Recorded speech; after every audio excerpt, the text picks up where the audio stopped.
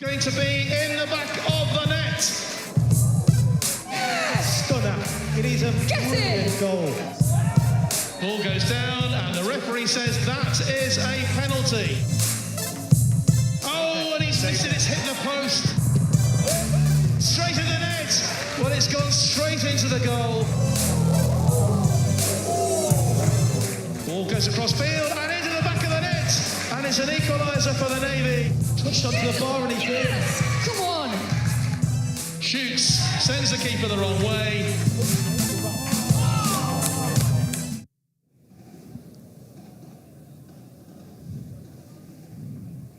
Well, welcome to part 2 of our Inter-Services Decider Day. We are at Shrewsbury Town Football Club for the men's fixture between the RAF and the Royal Navy. We saw a brilliant women's game this afternoon. If you missed that, we will have highlights for you at half-time, but you will want to go and watch the full 90, I'm sure, during the week at some point. The RAF are the women's champions once again. Now, can the men follow suit? They've been champions for a few years now, but the Royal Navy can take it off them with a victory. We are waiting for the match ball to be dropped into the stadium by air, as only the Air Force can, and I believe it's on its way. And we've got a big game in store. I'm going to bring in my co-coms while we wait for this helicopter to come right in. Scott Jackson. Hi, good evening, Kyle. It's good to be with you once again here in Shrewsbury. It's going to get a little loud. It's going to get a little windy.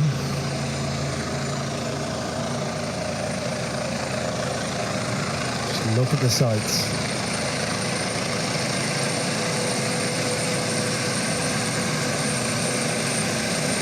Match ball in style to kick us off for the Inter-Services.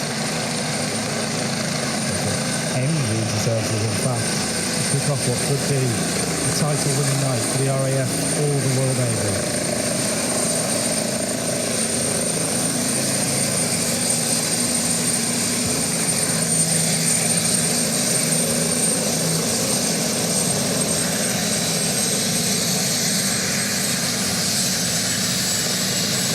Touchdown, one score.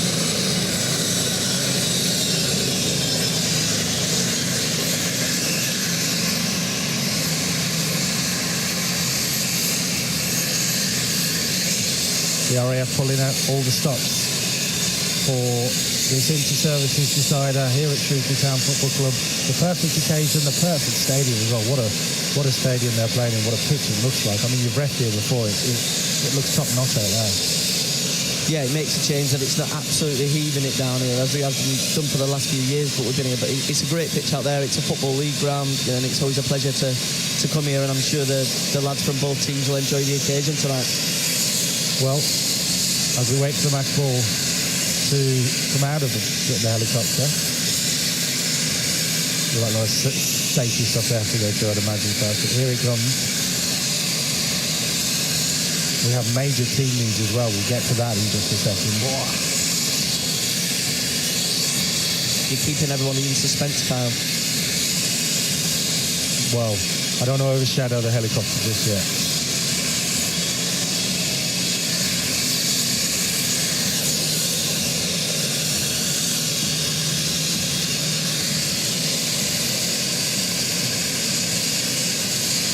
Match ball then delivered. You can see the RAF media team as well getting a point of view shot of that. We might end up without footage. We might just end up without footage down the line.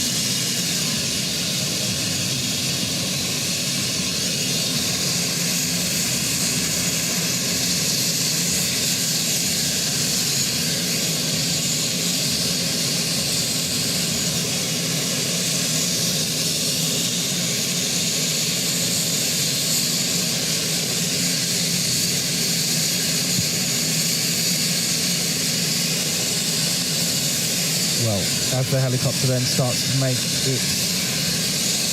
descent, when we get onto the football,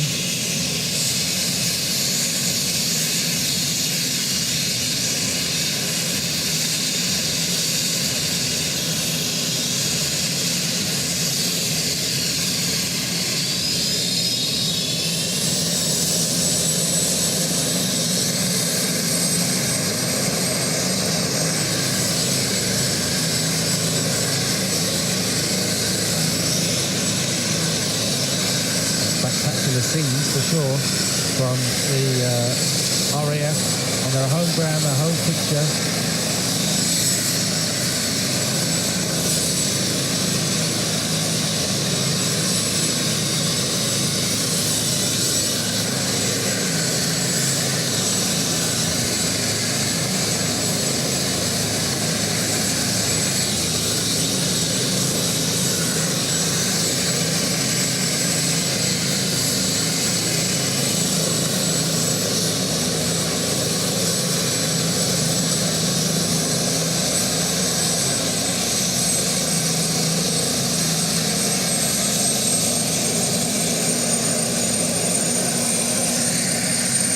There we go then, the helicopter done its job. Off it goes for the night. We are live right now on the Forces News Facebook page and on the BFBS Sports Show YouTube channel. That's right, we've made it over onto the BFBS Sports Show YouTube. Well done. And anyone who you think will want to watch that might struggle changing our home tonight, make sure you give them a nudge because we've got a hell of a inter-services tie in store. We're expecting twists and turns. Well, that's because the tournament so far has been full of them. Let's take a look. Oh, he's caught out in possession. He's one-on-one. Really big mistake. And the Army take the lead.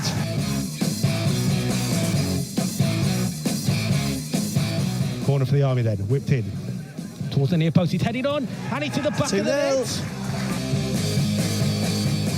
Cross in towards the near post, he's flicked on, he's a chance at the back. And Campbell does get his goal. And he'll look for the strike. Good save, and Debden's there. And it's 2-2 on the stroke of half-time. The RAF are absolutely triumphant. He's got Campbell in the penalty area. He's looked towards him. It's Michael Campbell. Oh, it's 3-2. And the RAF have completed the turnaround, a performance, a comeback of champions. And it's well collected by Elliot Holmes into the box, takes the shot and scores. And straight into the goal. That's a brilliant effort from Elliot Holmes. The ball comes in, and sure enough, it is a leveller. Yep.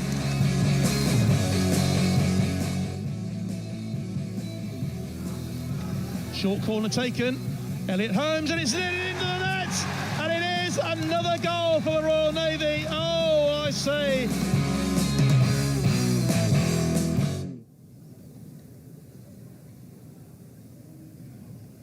Well, as it stands, the RAF will be champions tonight with a victory or a draw, technically, on goals scored.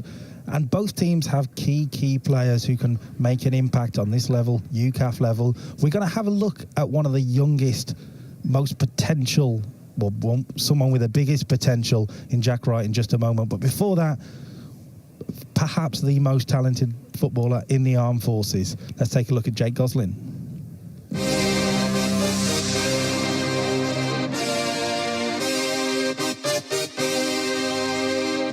That's in the net!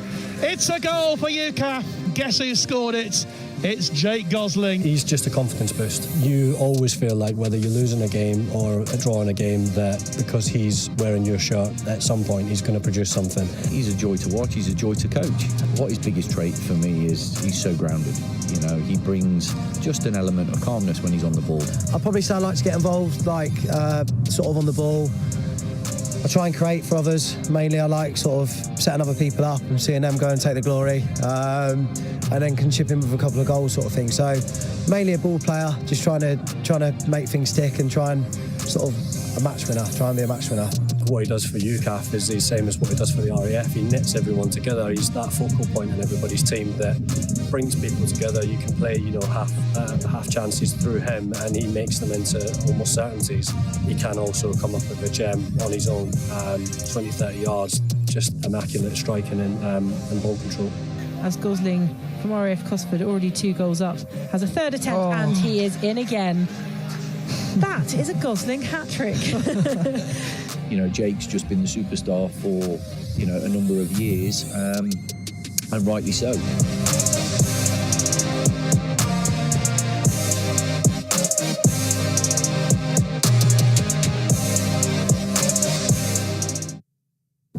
There was a lot of years where I was in the 23s, maybe not at the level I should have been, a bit unfit, not playing at the weekends, not taking it serious, and it just seemed so far away, and obviously it's all happened so quickly.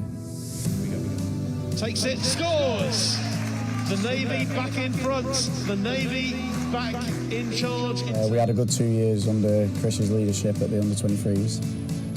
It was a good year, we all worked hard. The first game, it was a bit scrappy, 0-0. I got sent off. And then, the second game, we knew what we needed to do. And we got a penalty, and we said all week that if we did get a penalty, I'd step up. Yeah, it's always good to see, the development coming through from the junior teams right through to the senior 11. It was good. It's different because you're with grown men who have got responsibilities, kids. So the dynamic is very different, obviously. But it was good. It's taken a bit more seriously. People with a lot more experience. There's a lot more father figures, and I sort of went from like a leadership role to being the new one who needed to impress. Looked it into the penalty area. On the end of it is the big man, and it's Jack has got in there. Jack Wright. It was something I didn't expect to do. I was around the 23s for a few years, and UCAF just seemed a long way away. It just seemed like not really something that I'd do. I just started playing at the weekends, getting sharper, realising actually I might have a chance. And playing there, the lads are class. You meet people from the army, from the RAF, like some of my best friends now in the military play for them teams. And obviously, for some reason I keep scoring for the UCAF. I think winning the inter-services in the immediate future, something that the Navy haven't done in a while. And I genuinely do think we will. Then it moves on to UCAF. We have a fixture in June against the Germans again, over in Germany. It's winning that. Then the Irish, win that, win the Kentish again, just keep winning.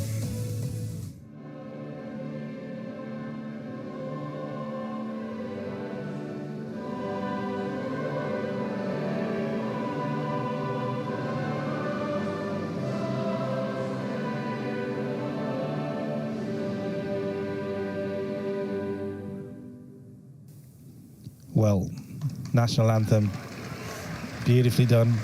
And look, we had a look at the 2 player profiles. Let's quickly look at the 2 teams because we've got big team news. We're going to start with the hosts from the RAF, and the big name not on there. Jake Gosling, we've just given him the big, we've made him look fantastic and he's not playing. But he's injured, he's not going to play, and that's a huge blow for the RAF. Will the likes of Jack Debnam, Michael Campbell, Joe Spalding fill in for him, so to speak? I think it opens it up massively. I think the Navy... There is an error on your screen because Jake Gosling isn't playing. I'm not sure how that ended up, but he isn't playing. Mike Goddard has come into the starting 11. Just the one change from the game against the Army. Moving on to the Royal Navy then, and they have their own injury concern. Again, another player we'd really bigged up, Jack Wright, not playing, unfortunately. He did take a knock against the Army last week, and he's not playing. But it's a young team from the Royal Navy, the team that won the under-23s last year. They beat the Army. Can they do it again? What are you expecting? Let's hope so.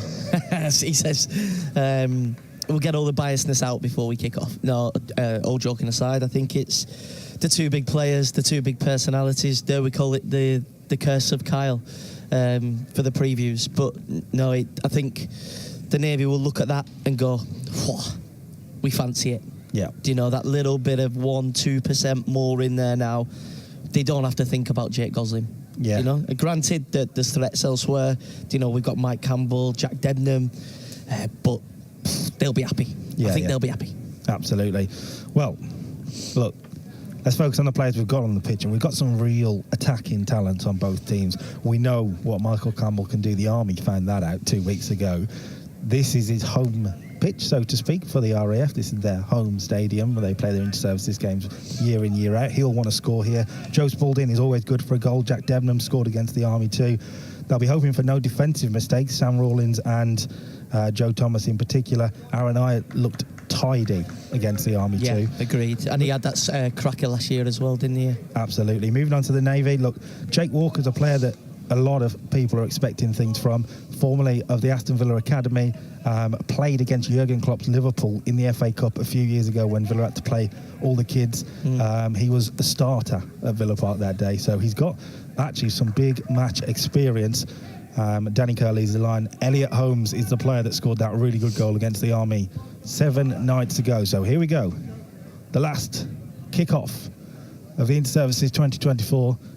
The RAF have won the Women's Championship. Will they win the Men's Championship again too, or can the Navy put a stop to that? Already the challenge is flying in.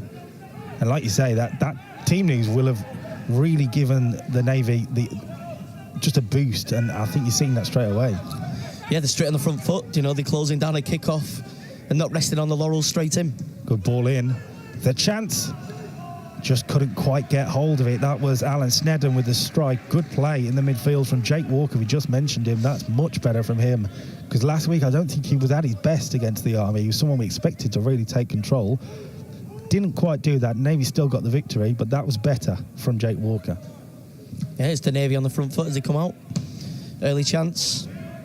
And Walker's in that midfield as well, where Jake Gosling would have been. Now he can be the main man in the midfield, as that's what he'll be thinking. Of course, Jack Debnam and Aaron Iant will have different things to say. So we are live on the BFBS Sports Show YouTube channel right now, not the Forces News YouTube channel, for anyone wondering. BFBS Sports Show YouTube channel. So make sure you guys are hitting the subscribe button while you're there. All the best Forces Sport, whether it's highlights, features, packages, all of it are on that YouTube channel. Now Bright, you got that wonderful assist for Campbell, and already Goddard looking to stretch. Yeah, I think what's interesting from the Army game is he started Phil Bright on the left, because he started him on the right back, didn't he, 2 weeks ago? Yeah, definitely back into his favoured position, because he did, like you say, started him on the right and it didn't work. Yeah. It didn't work, and the RAF found themselves 2-0 down.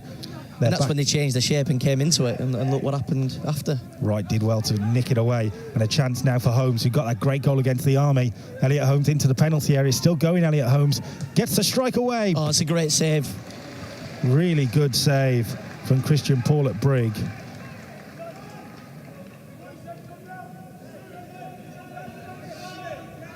Who was actually an injured out himself, Christian Paul at Brig. Really, really good save from the RAF's main man.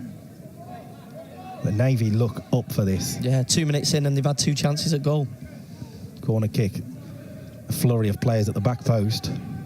They scored from a corner last week, remember? Towards the near post, Debenham heads it away. Campbell and Kerr challenging each other, captain and captain. That's a smart pass too. It'll be kept in by Sean Powell. And the Navy have started well here. Chris James will be really pleased. If the Navy are going to go and take the title from the RAF, they're going to have to take the game.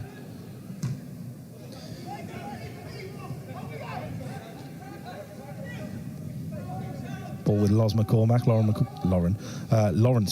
sorry. He won't like me saying that. If we stick with Loz, we can't get it wrong. Yeah. Thomas French on Facebook says, Elliot Holmes is my hero. He's looking sharp tonight as well. He is indeed. Graham Watson says, come on, Team RAF. If you're watching, let us know where you're watching from on Facebook or on YouTube, on the BFBS Sports Show YouTube. Martin Button says, when does the game start? It must be an old comment because I'm afraid we're underway, Martin. Now the RAF looking to spark their first attack of the game. Caught a little cold, I think, by a hot Navy start. Goddard come in for the influential Gosling. He's got a point to prove, Goddard. I think the RAF will be looking to see who's going to be that match winner tonight, who's going to be, I know we keep talking about Jake, but who's going to replace him, who's going to step up and stand out. Well, I mean, I think it said it all that in the preview piece that you saw just before kickoff, we put that out on social media earlier this week, and I quote tweeted it myself and said one of the most talented armed forces footballers, and actually a few of the army footballers got in touch and said, actually you'll find he is the most talented. Yeah. So it's a huge miss for the RAF, it has to be. But it also is a huge opportunity for someone like Mikey Goddard to come in potentially and be a match winner. You've got to look at Debenham and you know how good he can be. They're not a one-man team, that's for sure, but that one man is very good, as is this man. Good ball in. Just bounced away from Kerr. He looks sharp. It's a great challenge. Great challenge in the midfield by Vincent. Back to him. Now Holmes. Back to Walker. Spalding trying to get back there for the RAF. And Dan Greet wins the first corner. He's took a whack there as well, right in the stomach, point blank range. Joe Spalding, I'm sure, will be okay to run that off. Ryan Barnett says the RAF must be very fit with all them gruelling 5-milers. Well, we'll find out, that's for sure. Andy Murphy says a team is not one player. The RAF have enough big game players to smash this win. Well, that's what Andy Cookter will be hoping.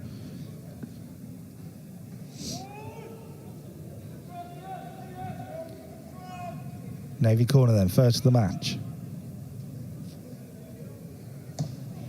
Whip towards the back post. Headed back across, it could have gone anywhere. Still, linesman's flag's gone up. I thought it stayed in. It was second corner of the match, sorry. The Navy look dangerous on set pieces too. But the RAF are quick to close it out. So when the ball goes out, they're straight out to stop the short.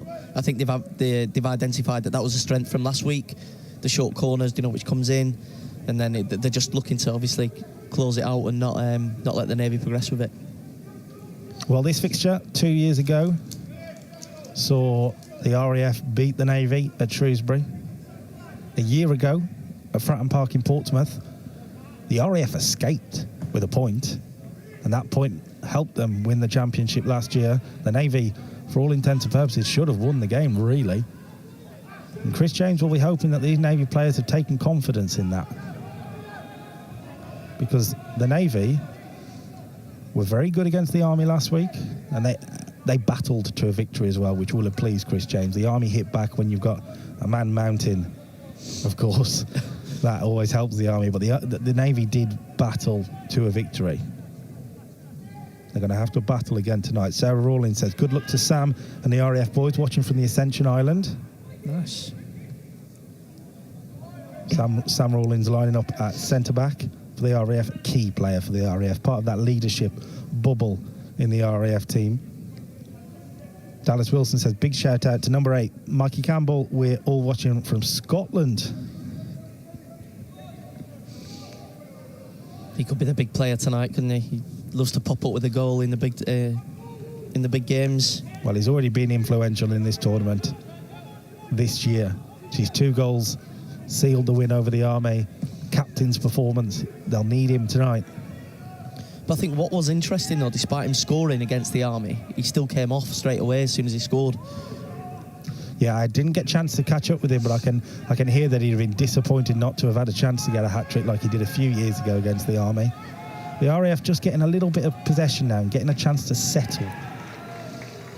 And it's a wonder if the break's done him good, done the RAF good to rest up before this one, or on the momentum on the back of a win for the Navy last week with the tails up.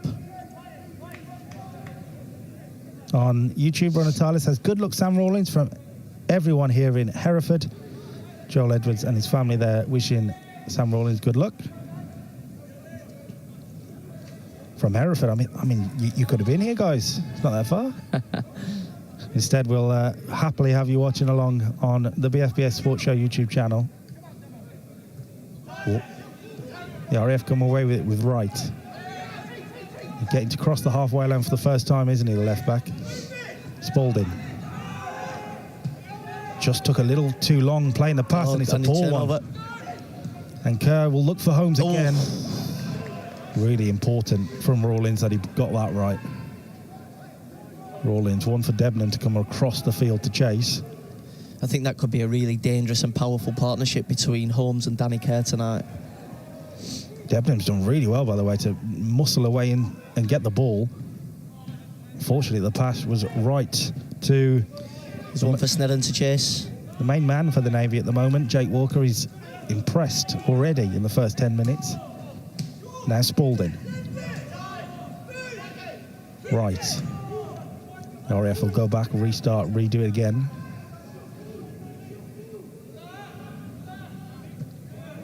Anna Elizabeth on YouTube says, come on, Michael Goddard, from Anna and the rest of the Goddards. Big night for Michael Goddard. Gets the start, gets the nod. And he'll hope to put in a very strong performance for the Air Force. Here's Brodie Gray, who scored against the Navy a year ago. Saved them, really, from a defeat in Portsmouth. That's a good ball for Campbell.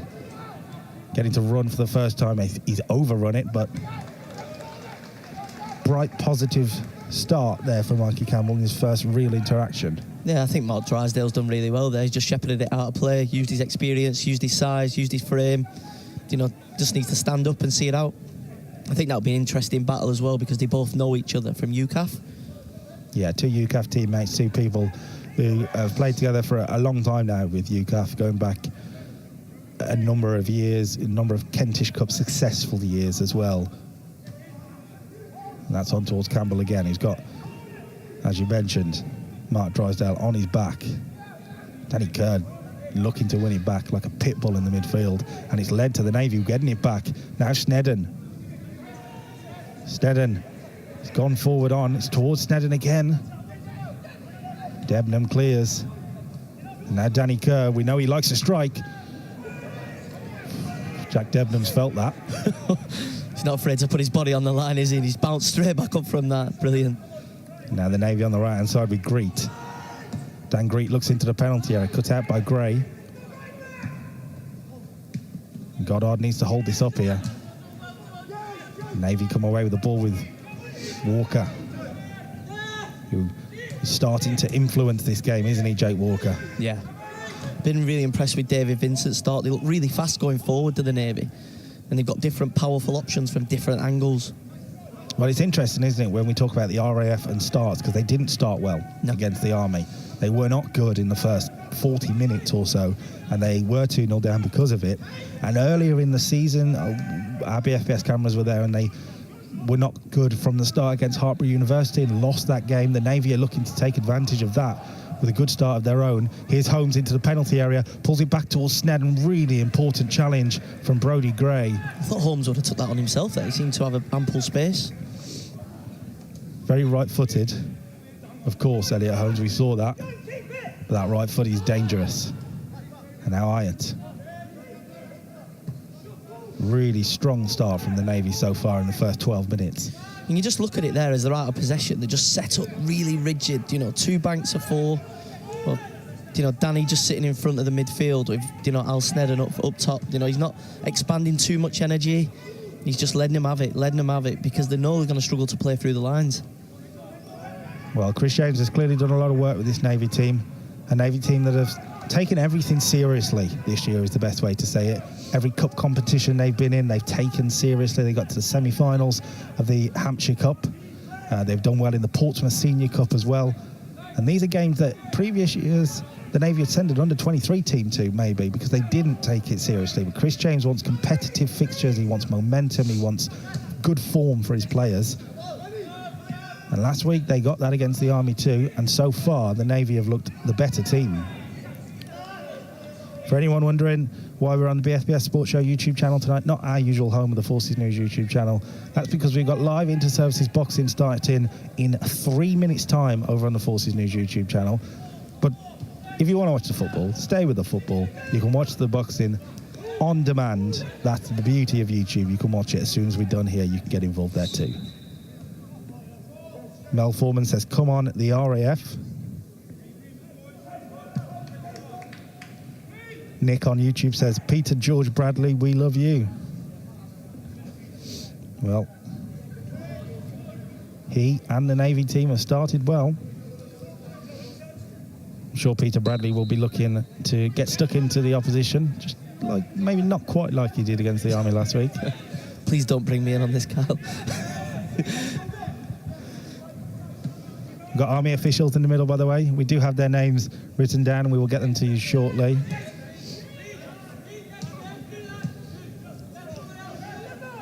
But so far, they haven't really been called into action, which is exactly what a referee wants to hear. Debnam's asking a lot of Wyatt there.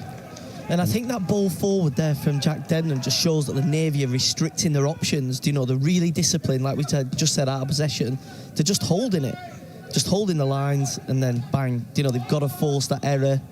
Well, there was a big cheer, wasn't there, when that bounced through to Lawrence McCormack from the Navy bench of that's it, good work. Yes. We have limited them. We've stopped any possibility, and now what can the Navy do with the ball? Manny Roche getting involved there, challenging him with Brodie Gray, and it will be a RAF free kick. Manny Roche starts, his brother Sol Roche on the bench.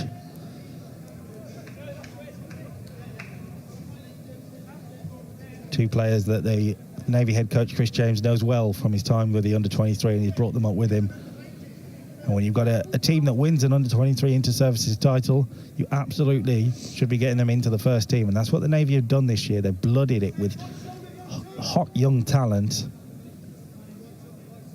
But on a night like tonight, where the stakes are high, the stadium is perhaps a little daunting if you've never played at a level like this. Be interesting to see if youth or experience will win out. Spalding away on the left, does really well, Spalding.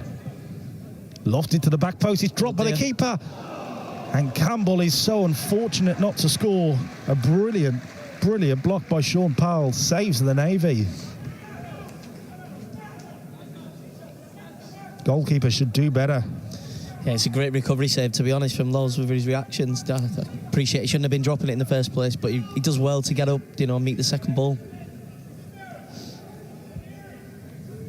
Corner then for the RAF. The Navy have had a couple that have looked dangerous from them. What can the RAF do? It's going to be Bright. McCormack did really well, much better from the goalkeeper. That'll give him confidence. But Debnam, wild. Pete Oddie says, come on, Brighty lad, make it 3 out of 3 for the RAF today. That would be 3 out of 3. He means as in the women won the inter-services earlier this afternoon. The Masters 1, 2 for the RAF. So they will be looking to make it 3 inter-services and really cement themselves as the top service in Forces football. I think what's really interesting at that corner then, Mike Goddard does really well to essentially pin Loz McCormack to his line. I know Loz come out and won it, But, whilst he's not creating a foul, he's just standing there, making it really awkward for him. So that could be interesting to see how that plays out if they get another corner. Well, I think that's what Goddard offers, isn't it? I mean, we talk about him stepping in the shoes of Gosling. He's a different player. He's not someone who's going to necessarily have the silky skills and go past 4 men, but he's a physical threat, Mikey Goddard. He's a big boy, let's say. And on corners like that, like you say, disturbing the goalkeeper, not necessarily fouling the goalkeeper, but disturbing the goalkeeper, it could be key.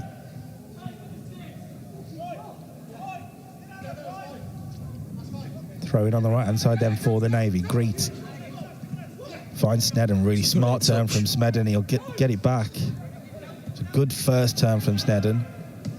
Paula Brigg was charged down and clears. Spalding tried to win the header, but it was won well by Greet. Wanted handball there. Referee was very assertive and said, absolutely not. We play on. There's some really good link-up play down this right-hand side here. Yeah, the Navy, particularly when they're getting Walker on the ball, when they're getting Manny Roche involved and Snedden, they're starting to really link up. And it's something we saw last week at Fratton Park, that this Navy team want to get the ball down. They want to play football. They want to play their triangles and move. It's not about Tony Pulis style Stoke City. This is a Navy team that want to play. And I think the two surfaces at Fratton and here will complement that. I know so in previous years we've had torrential rain at this time of year, and especially in Shrewsbury. I do think it's the only time I've been to Shrewsbury where it's not rained, but it's a great surface and they can play it. They can get it down, play, stretch the pitch because it's big enough, wide enough, and they're looking really good, tidy, both in and out of possession. Offside there against Elliot Holmes. We had rain in the afternoon, that's for sure, for the women, but it's staying dry so far for the men's game. Susie Joy Harris on Facebook says, watching our lovely son-in-law Sam Rawlins via YouTube. Go Sam and team. Say hi to his lovely wife Sarah and our daughter. Say hi to Sarah, our daughter, on the Ascension Island. There you go. But they're chatting in the chat. This is brilliant. Fantastic. Sam Rawlins Appreciation Society tonight. We normally have the Phil Bright one, so I'm surprised. Unless they're here in person, they'll probably give us a mention, won't they? That's one for Paula Brigg to come out and deal with. And he does just about, but he's onside actually here, Snedden. And there's another Navy corner. Yeah, Joe Thomas didn't seem to push out there, which has left him in. Well, Joe Thomas was the man who made the mistake to give the Army the lead in Aldershot. I know he would have been very unhappy with himself because it was so uncharacteristic, but again they're a little slow in communication. 20 minutes gone. Navy corner. Holmes over the ball. And it's flicked back, it could go anywhere. It's Debnam who clears again. It's Drysdale who got the flick on there. Navy do look dangerous from set pieces. In fact, they just look dangerous. Danny Kerr will charge that down. And when Danny Kerr's around you, it's not going to be an easy one to get that out. But in the end, Liam Smith gets the job done. See, look at the acceleration from Danny there. That's enough to scare any back foot, especially when he's got his back to goal. And there he is again winning it back. People, I think, underestimate Danny Kerr. They see him and they think, right, he's going to be a powerhouse in midfield. And he is. Yeah. But he's also quick and can be very nimble at times, actually. Agreed. I've known Danny for too many years, and he's an absolute... He's a machine. He's probably one of the fittest lads I know, and he's technically quite good as well. I'm doing him a disservice there. Technically very good. Just ask the French Armed Forces, because he scored one of the best goals we've ever seen in our live coverage over in France in December. And I'm not actually exaggerating at that. And Roche says, come on, Sol. Sol Roche getting support from his family.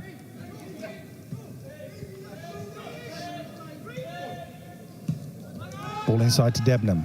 And now Gray. Kerr was hot on his heels. Wide now for Smith.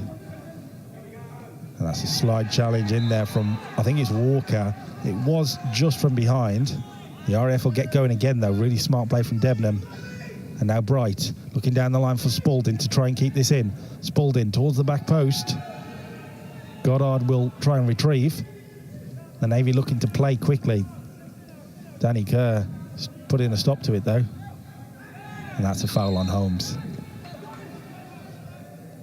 I think that's why the RAF will come into that when, they've won the free kick there and they've looked to stretch it wide quick because they know the Navy are going to get back. They're disciplined, they're going to set up the 2 banks of 4. But if they can get it out wide and stretch it, they'll do pretty well. The Phil Bright Appreciation Society have also perked up. Come on, Brighty, from the Pars, also from your family in the stadium watching there. If we give a wave, can you see the commentary booth? We'll wave. Is that better? Russell Thompson says, big shout out for Mark Drysdale from all of his friends in Northern Ireland. Come on, the Navy. Well, we're approaching that halfway point of the first half, and it's been pretty much solid Navy pressure. The RAF have had that one moment for Campbell, which could have completely changed everything, but here is Campbell. That's looking over the top to Goddard. Smart off his line there, wasn't he? McCormack.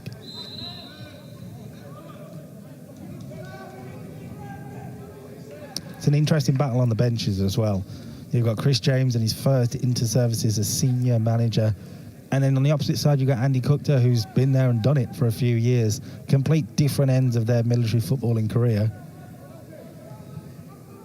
Just really impressed with how the Navy are set up, to be honest. I wasn't at Fratton last week, so I couldn't see it, from a wider perspective or a wider lens, but it's really impressive. It's tactically solid while also being exciting in a lot of ways. Like right now, defensively, they turn into a back 4, as you can see. As Bright's cross was charged down, you see Sean Powell slot in at left back, but when they get the ball, it turns into a back 3, and Sean Powell plays this wing back position because he is more of an attacking player, Sean Powell. And that's great from Chris, to do that type of stuff in such a short time of having them, and the time he gets on the training ground with them. Snedden holding it up, and that will drop for Roche. Headed away. And Debenham trying to clear, but it's back again with Walker, and now the Navy have the pitch dominance. Really composed on the ball, comfortable to play. Great That's ball. smart. Danny Kerr into Snedden. Movement from the Navy. Powell perhaps could have crossed earlier. He's crossed this time. Headed away by Bright. There was a big shout from, I think it was Alan Snedden, who wanted that earlier. But they want to play this Navy team. They're exciting to watch. Big shout I heard there from Andy Cook to the RAF manager. Look after it, because his side, look, we don't have possession stats, but I would imagine that the RAF are on the losing side of it at the moment. And it's when they do have it, they're just completely boxed off. Yeah. And now Bright. Hyatt looking to get things going, get things rolling for the men in light blue. Towards Campbell, that was trying to get to. The Navy do well, and Danny Kerr will challenge. Now Holmes.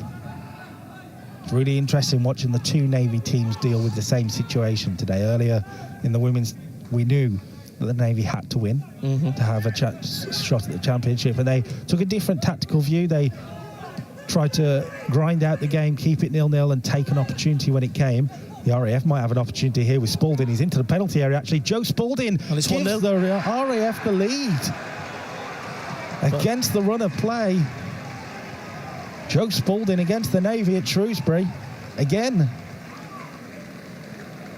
A really well-taken finish as well from Joe Spalding. And just a little bit of lapse in concentration. The through ball down the left wing for the RAF, leaves Joe Spalding in, and great finish.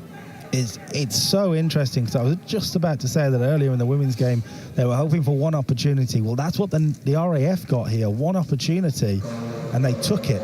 Really great finish from Joe Spalding. Really composed, really composed. And just like that, the dynamics of the game change. And for anyone wondering in terms of your championship consequences, the Royal Navy now need 2. And for a team that have pretty much bossed the first 27 minutes or so, they find themselves behind. And now it's up to the likes of Drysdale and Kerr to use their experience in this very young Navy team to drive them through this hard period, I'd imagine. They're giving it away. Campbell, Ayat. Walker was a little snappy with a challenge, but Ayat plays us on.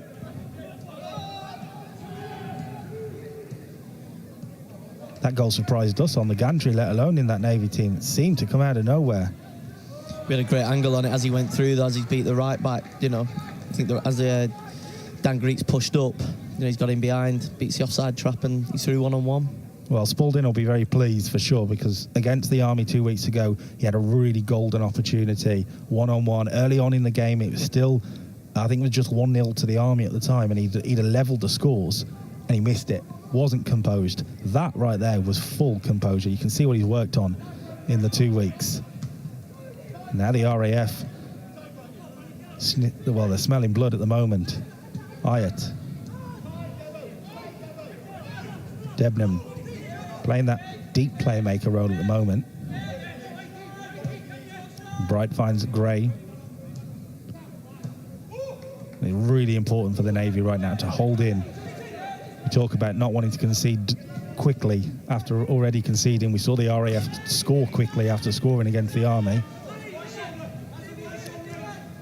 What can Roche do here to get the Navy going? It's a tackle from Thomas, and actually he put himself and the RAF in a poor position there, because it was arguably too early of a slide tackle. It meant Bright had to try and dive over, and it meant he fouled Sol Roche.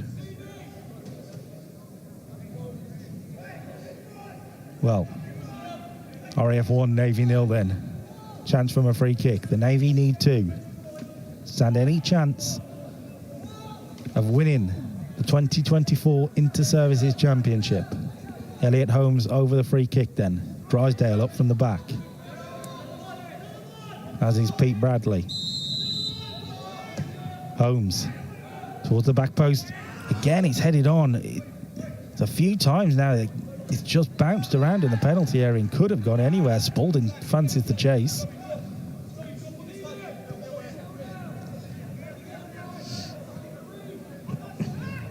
Be interesting to see how much the Navy go for it at this point.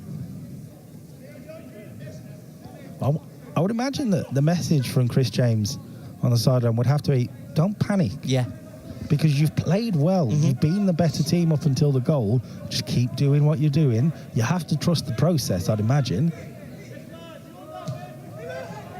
Snedden. That's much better. Looking for Kerr. Maybe asking a bit much, but Kerr will keep it in. The machine. And he's looking towards the penalty area. Just nicked away from David Vincent, who was hoping to get in there. I think we're just looking for something a bit more clinical in the 18-yard box from the Navy. You know, they've done the progressive stuff. They've got it in there. You know, they're creating the chances, and you'll probably just say, you know, push on a little bit, take your chance, have a shot, test him.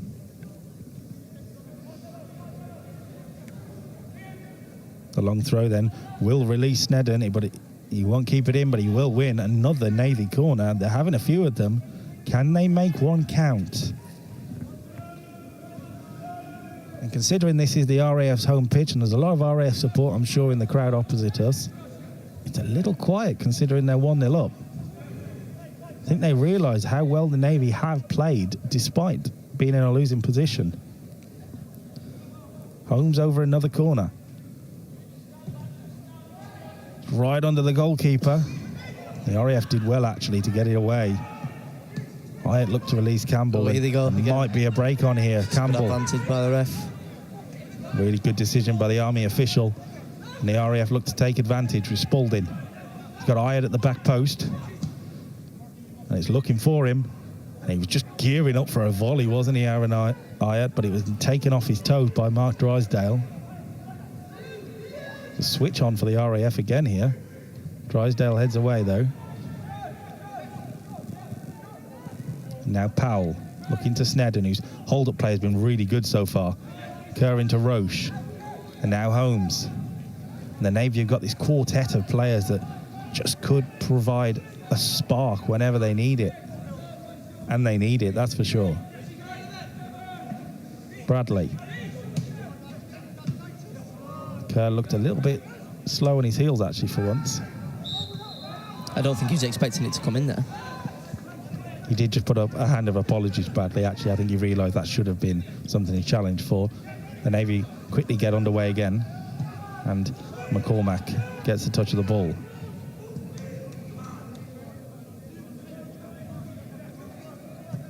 That's one towards Powell. That wing-back system looking to get involved again. A little scrappy, actually, for a moment. First time in the game, it's really got a little scrappy. They found Snedden again, though. Snedden's really been impressive, actually, with his hold-up play. Roche, back to Snedden. Can he keep hold of it? Strong tackle from Hyatt, puts an end to it. And now Spalding, the goal scorer, Joe Spalding. Scored 2 years ago here against the Navy. He's back at it again. One for Goddard to chase.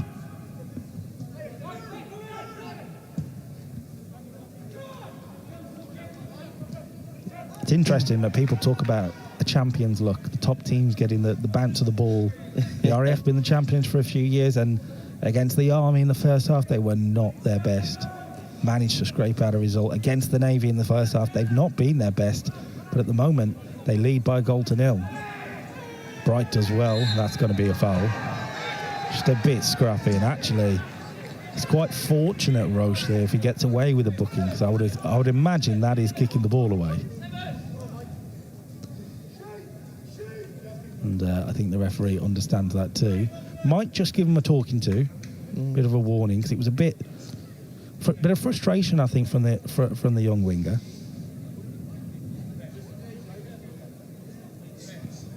Stuart Morgan on Facebook says, got to score when you're on top. Such a shame, a long way to go in the game, and the Royal Navy will only get better. Come on, the boys.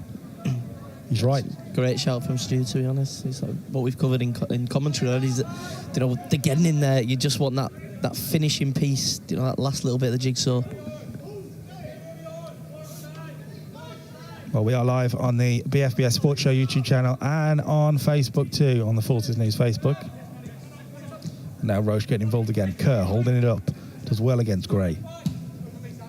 And Snedden will get to try and chase that. Kerr again does well. Roche needs an option in the middle, actually, there. Everyone was in the wide position. He was hoping for maybe a Walker in the middle to be free. Here's Holmes. And that's one for Powell to chase. And keeps it in, Powell. The RAF don't think so. The linesman doesn't think so either. It will be a goal kick. And actually, where the RAF have grown back into the game from the goal, I just want to point out we've seen less of Jake Walker on the ball. And I wonder if there's any correlation with the momentum change there. I think it's the RAF have sat back a bit. Since they've scored, you know, they seem to be a bit more defensive, whether they're going to try and protect the lead or, you know, dare we say, rest on the laurels. But they've just seemed to sit in a little bit more and put Mike Campbell up top. Well, we're getting to that point in the first half, 10 minutes together, where the RAF and Andy Coulter will just be thinking, get in. Let's get in, 1-0 up, and then we can tackle the second half from there. I know the RAF particularly look at the game and they work in sections of the game, so to speak. 10-minute spells here, 5-minute spells there. They've got through that couple of minute spell after they've scored. They're not conceded. In a 2-minute spell at Aldershot, which changed the tournament. Changed the tournament, absolutely. One of the most exciting 2 minutes of inter-services football you are likely to see. We're hoping for more of that tonight. Here's Walker. Snedden. Really been impressed by Snedden. Someone who's sort of gone under the radar, actually, in Forces football. But tonight he's started quite well. Roche. Great touch. Now for Kerr, he's got Thomas on his back. Danny Kerr looking to get across, and it's a good ball, actually, across. And a chance for Holmes, maybe. The referee has given a free kick against the Royal Navy. Snedden in on, I think, Rawlins it was. Yeah, I think he's just come in a little bit late. Unfortunately, loses his footing. Maybe that's a good thing for Elliot Holmes. He seems to spare his blushes, or he knew the whistle had gone. Yeah, less said about his finish, the better, I think. Paula Brighthill says the Phil Bright fan club have travelled here to watch live tonight. Come on, the RAF. Good. And he's still logged on the phones to listen in. Brilliant. It's you. Definitely you. I doubt that very much, Carl. It's up to Spalding. Spalding wins it as well. And Goddard flicks it on. Bradley does well.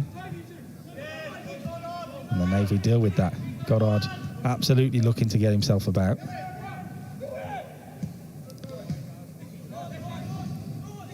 The way the RAF are set up with Goddard, I wouldn't be surprised if in the second half Goddard for Preen is a switch they look at. A long way to go until that will be considered, I'm sure. I don't think anybody will be changing this anytime soon. Here's Campbell. Looks to pull it back. Quite easy for Drysdale, really. And now the Navy look to restart a move. Holmes will keep that in.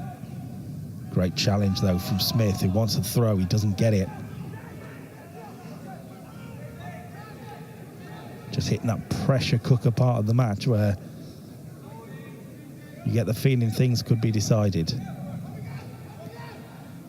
5 minutes before half-time. That's a ball for Walker to try and get to. Debenham just gives them that little bit of respite, just breaks it up in midfield. He's playing a little deeper, Debenham, as well. I'd imagine it's to do with Walker. There seems to be a battle between the two of them. And maybe just sharing the load, obviously, from Jake not playing as well. Yeah. Graham Watson says, Emmerdale or this? No contest. Absolutely right answer.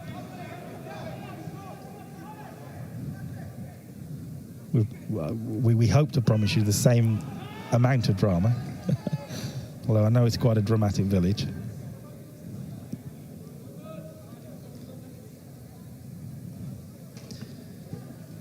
Good. 6 minutes to go, Carl. What are we looking at? Well, look, the Navy know how it stands. I know that the teams look at this fixture by fixture and try to take the bigger title picture out of their brain. The Navy will just want to beat the RAF. I know that. But to beat the RAF, they need 2 goals. To be champions, they need 2 goals. Dan Kerr very unhappy with how much time it took. Just double checking. Nope, Luke Kenny isn't playing tonight.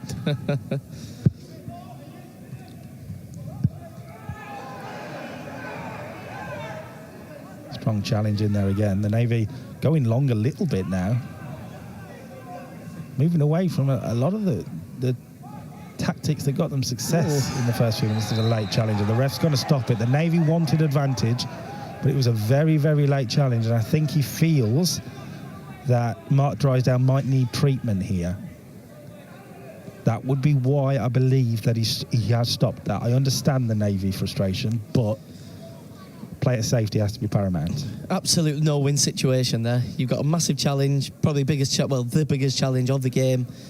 40th minute, in front of the dugouts. Yes, it could look like an advantage. If Elliot Holmes get dispossessed there, the Navy centre-half's on the floor, and the RAF could be through one-on-one, and it's 2-0 going into half-time. And yeah, if he plays the advantage and Elliot Holmes go through and score, brilliant. But he's just in an absolute no-win situation. But I think with a challenge like that, is he right? Is he wrong? Who knows? Well, Jack Debenham gets the yellow card, unsurprisingly. A lot of people will be watching and saying, well, shouldn't he only stop it if it's a red card? Potentially, I understand that point of view, but look, player safety is what we worry about. If Mark Drysdale has for example, a really horrific injury, as we know can happen on the field, the time that he gets treatment is important. I just think you're damned if you do, you're damned if you don't in that situation, unfortunately. Well, the Navy will look to get an attack going anyway. A bit of a poor touch from Sneddon, and the pass isn't great either, but he gets away with it. Looped into the penalty area, and with Dan Kerr prowling, Christian Paul at Brig did well. The Navy have just kind of lost their way in the last 10 minutes. As I say, moved away from a lot of the good work they were doing with Walker and Holmes and Roche on the ball as much as they can. Credit to the RAF for that as well. They've clearly adapted. But can Roche put an end to that? It's a smart spin. I think he was hoping Snedden would be behind him. Instead, he found Joe Spalding.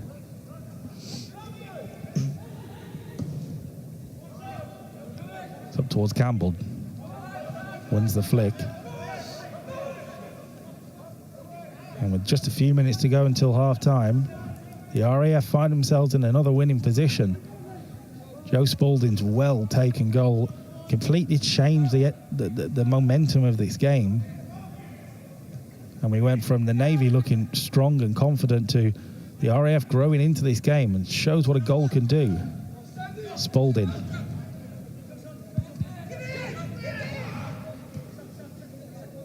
Just an extra touch, really, for Spalding. Frustration from Bright.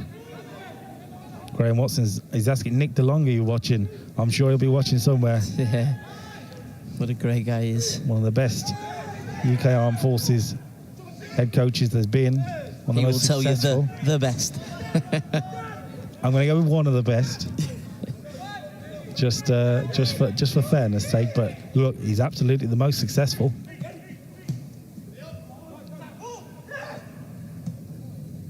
Now Holmes. Oh. Drysdale brings it down. I think he's been really composed tonight, Mark Drysdale. Yeah. You know, he's organising the back line.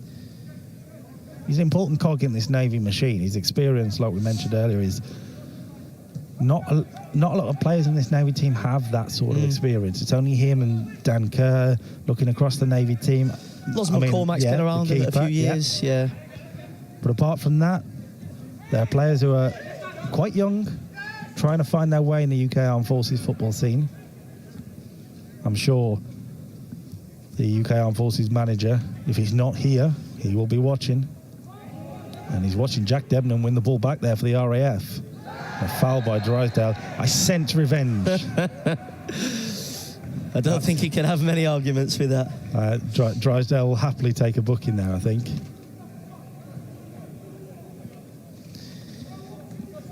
He put himself in a bad position, actually, Drysdale. Yeah, he lost a ball and Debnam dispossessed him, and then there you go. Have one back. Well, RAF then with a free kick. First real attacking free kick they've had in this sort of position. What can they do with it without the set piece of Jake Goslin? They've got Phil Bright, they've got Brodie Gray, good ball players.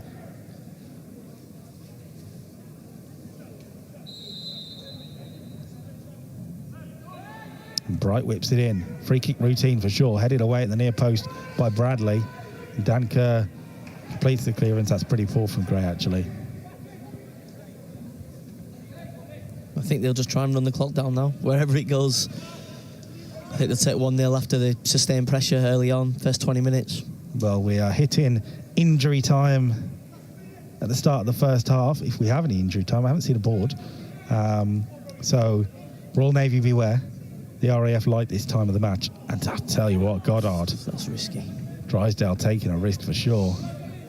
Someone from his experience will not usually do that, and Walker's giving it away too. The Navy are just rattled. It's pretty critical at this time of the game. You're playing across your back line. Vincent does well, and now once again they try and build from the back, and I do appreciate the style of football where you build from the back, but sometimes there can be a risk to it. Here's Danny Kerr against Thomas, who, well, Joe Thomas found out about the risk against the Army. Can he keep that in, Roche? Yes, he can. Nick through the legs of Spalding. A bit of communication needed there between the two right-sided players. But Roche gets away with it. The RAF win it back. And that is half-time, I think. Goddard, I think, wanted the space of Shrewsbury to clear the ball, but he got caught. But that is half-time, no added time. And a first half that has surprised, actually. Yeah, I think that sums it up, Kyle, for me, is that it's been tight. You know, and one moment, say a good finish, you know, taking your opportunities. The RAF have done it. Went through one-on-one, coolly slotted away, and there we go. Well, I say surprised because I think no one really knew what to expect from the Royal Navy this year. And last week against the Army in that first half, or at least the first half of the first half, they showed how good they can be, but they didn't get the goal to show for it. Joe Spalding did, and the RAF lead at the break. Now, half-time, you're going to see, I believe, highlights from the women's game earlier this afternoon. But before that, let's take a look back at last week at Fratton Park when the Navy took on the British Army. We'll be back.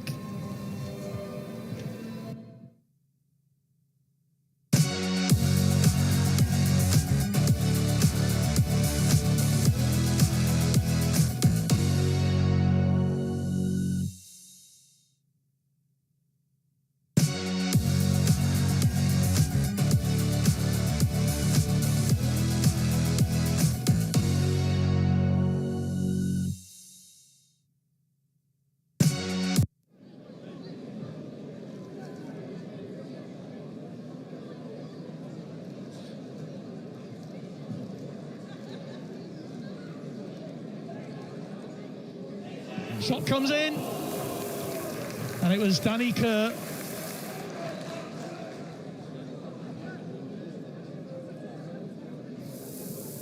And it's well collected by Elliot Holmes into the box, takes the shot and scores. Well, all he needed was a little bit of space toss on the edge of the penalty area and straight into the goal. That's a brilliant effort from Elliot Holmes, and he put the Navy 1-0 up.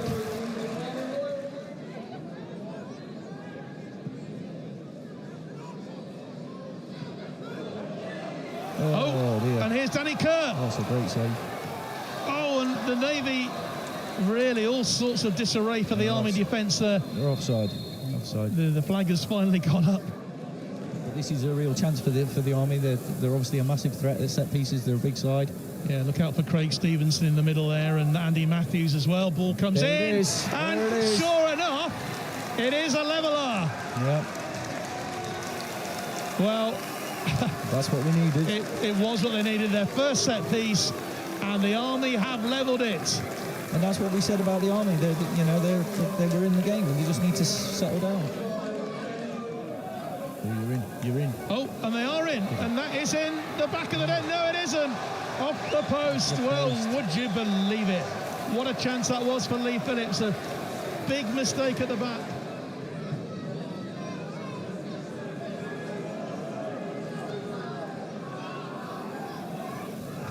Short corner taken. Elliot Holmes, and it's into the net.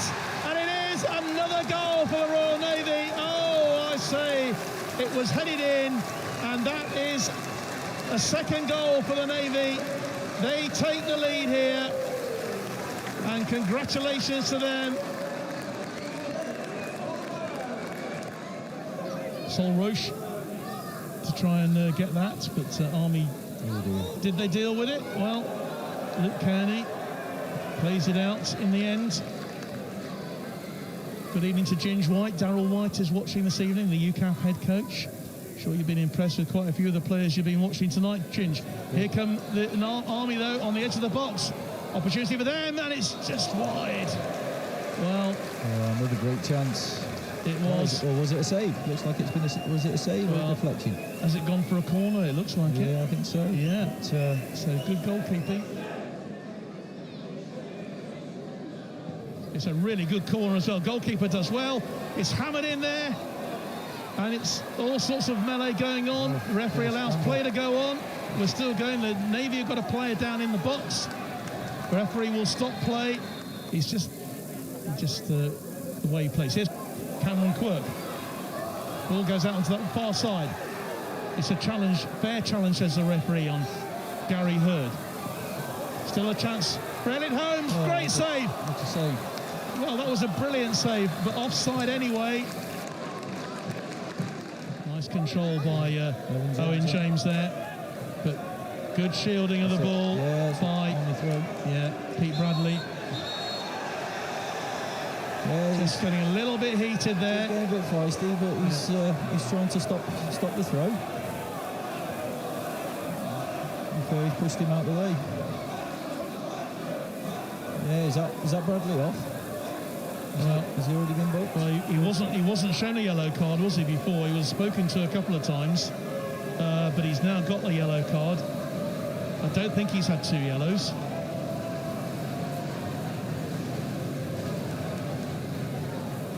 No, it's a yellow card. There's a yellow.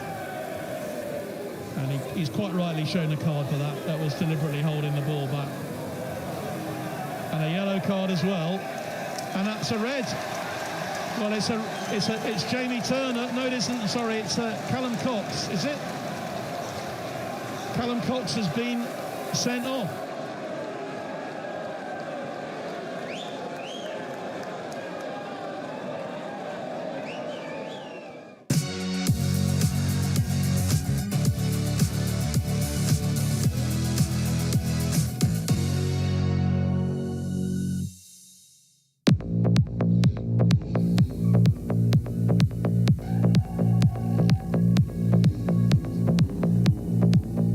The start of the 7-event season for the Armed Forces Rally team has taken them to Bovington Tank Range in Dorset for their first run out of the season. Over the winter, 4 Land Rovers have been completely stripped and rebuilt by the team at their Netherhaven base on Salisbury Plain. This year too, all the crews that wanted to compete were put through their paces and marked at the London Rally School last month. Bovington is made up of 12 tarmac stages held over 2 days in remarkably dry and sunny weather conditions, allowing the competitors to put down some very fast stage times. In places, the stages were quite tight for the Land Rovers to negotiate, leading to some exciting driving and challenges for the co-drivers. Yeah, it's really good. Very quick stages. It's got quite a bit of runoff, so you can definitely carry a lot more speed through the chicanes. Overall, pretty good. I'm currently P2, 7 seconds off P1 at the moment, so big push for the last 4 stages. It's my first experience as a co-driver, so I'm kind of cutting my teeth in it at the moment. It's been really nice, you know, just seeing how the corners flow, how the car reacts. Also seeing how the notes need to come out as well while we're doing it, like how far before my driver needs it and stuff like that. So it's a really big learning curve for me, but I'm actually really enjoying it. All the Armed Forces Land Rovers now run on 100% sustainable biofuel. The service crews, many of them newcomers, were experiencing rallying close-up for the first time.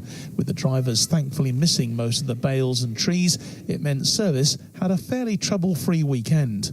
Yeah, the event's been great. I'm seeing lots of amazing work getting done. The team's really, working as a cohesive unit, getting work done quick and vehicles back out as soon as possible. Work that would take potentially hours in the workshop in under 15 minutes under real time pressures. Getting vehicles out after damage, amazing training value here. The overall winners were Damien Cole and Jamie Vaughan in the Citroën C3 Rally 2. In the end, the Forces battle was very close. Showing potential and placed 41st overall was the all-rookie crew of Rover 63, Jack Bean and Patrick Amy. In fact, just 5 seconds split them from second-place crew of another new driver, Luke Eastwood, and experienced co-driver, Josie Harris. Third place went to George Martin and Ashley Wilcock in Car 65, and Ben Hall and Callum Tyrrell fourth in Romeo 64. Much harder tarmac and even tougher all-gravel forest rounds await them later on in this year's calendar.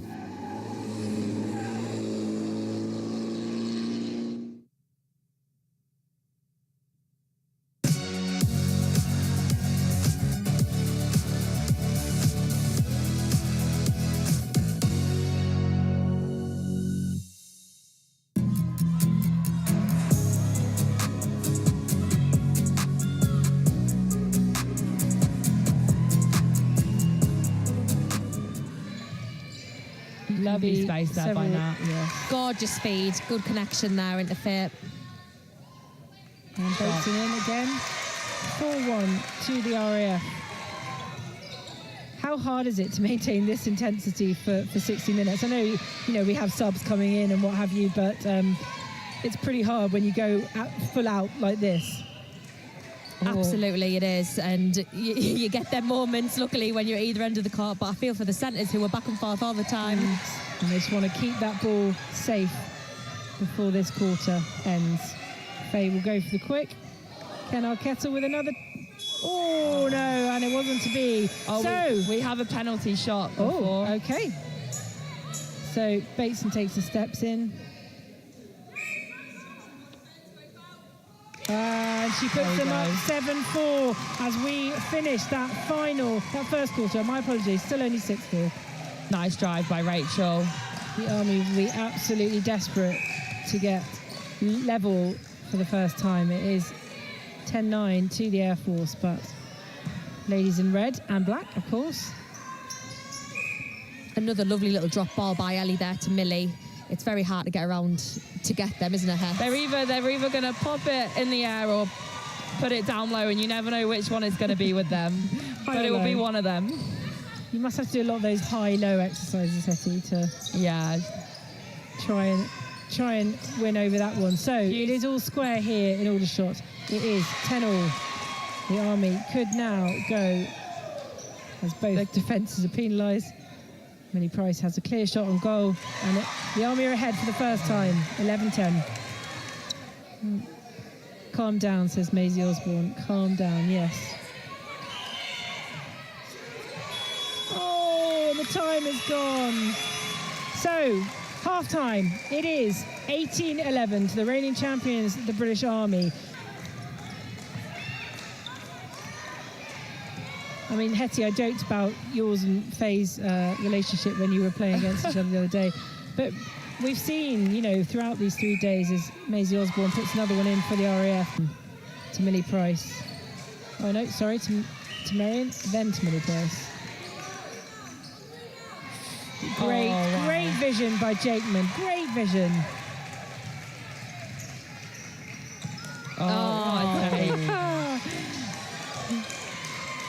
It's like a jack in the box. That's what she does so well. Oh, Millie Price, brilliant. And rewarded by her shooters as well. That's a Debo Lacroix goal, I think. Yeah. 38 seconds of play here.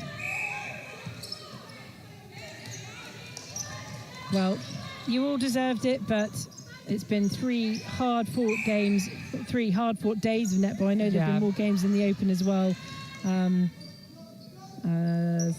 Millie Price just takes that one out, unfortunately. So, RAF ball, we are 15 seconds in, but yeah, any team, any player would have been deserving of this championship.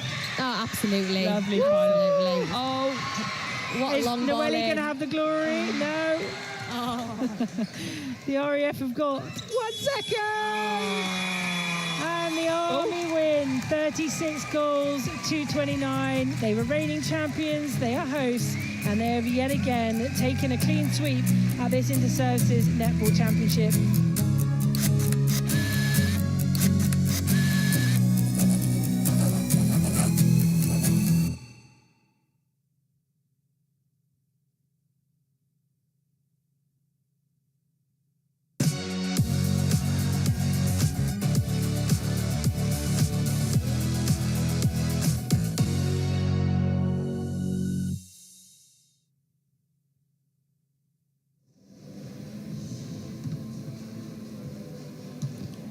Welcome back then to Shrewsbury Town Football Club. After a rather surprising and a very eventful first half between the RAF and the Navy. As it stands, the RAF lead by 1-0. Joe Spalding's well-taken finish will win them the Inter-Services Championship if it stays like this. The Navy need 2. A draw is not enough. So it means we're on for a pretty impressive, exciting Navy onslaught in the second half, right? We'd hope so. We were just saying then off air, it was just a really strange half. There was a couple of half-hearted chances, but then the one standout one has been clinically converted, and that's changed it, and then just put the RAF on the front foot massively. Well, it was really well taken from Joe Spalding. As Kat Beaver says on Facebook, watching along, she's got away from the champagne and the trophies after the RAF women's team won the Inter-Services earlier. I did say we'd see highlights from that at half-time. Unfortunately, we weren't able to do that. Technical issues for that. But we do have highlights up now, right here on our YouTube channel. So, after the game's finished, you want to watch it, it'll be there. Don't worry. Now, I'm sure Kat Beaver's watched it 16,000 times already. So, good to hear from Kat Beaver after the game actually earlier, and we did a nice profile piece on her that's been doing the rounds on YouTube and on Facebook. Her experience, her leadership, and that's something the Navy are going to need now.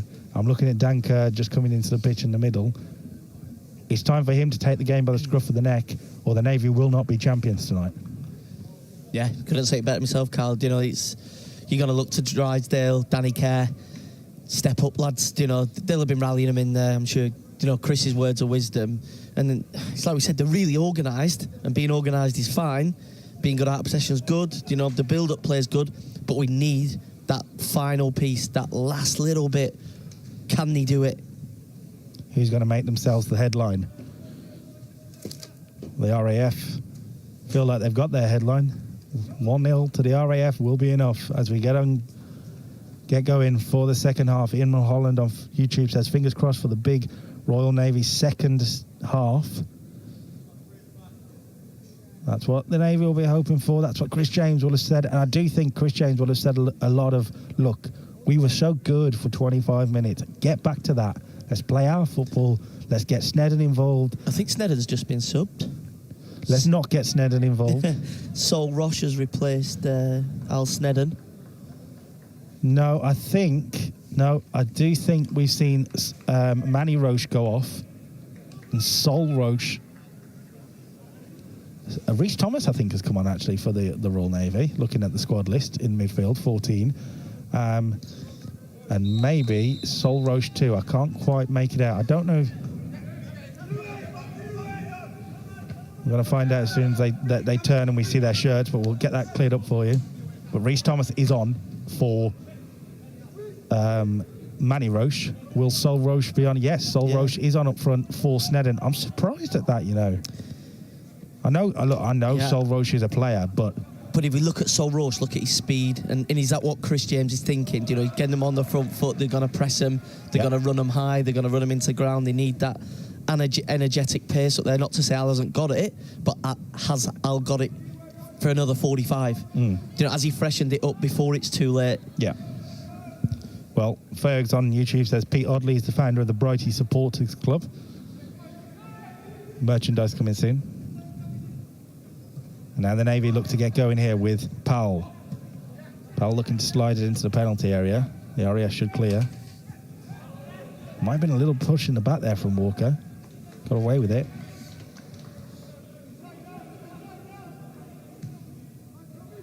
And the Navy started so brightly in the first half will be looking for more of the same. What can the RAF do from the throw-in into Spalding? He's done well there, the substitute. Two substitutes linking up there. Rhys Thomas and Sol Roche. I'm not sure why Chris James very rarely, well, he hasn't in this tournament, I believe, allowed both brothers on the pitch at the same time together. I think it might just be to help our confusion. If so, I appreciate it, Chris. Here's Holmes. Now Walker. Looking to win a corner and does. Good, he's done well there. Jake Walker, formerly of Aston Villa. There's no bias there, Kyle, at all, is there? Absolutely not.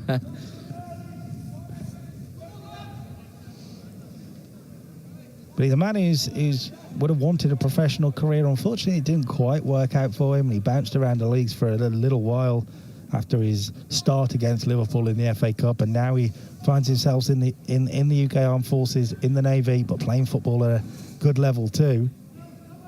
Navy corner, Powell. Headed away at the near post again, and Ayat will complete that clearance. Can Campbell bring it down? Sorry, Spalding, he heads it on.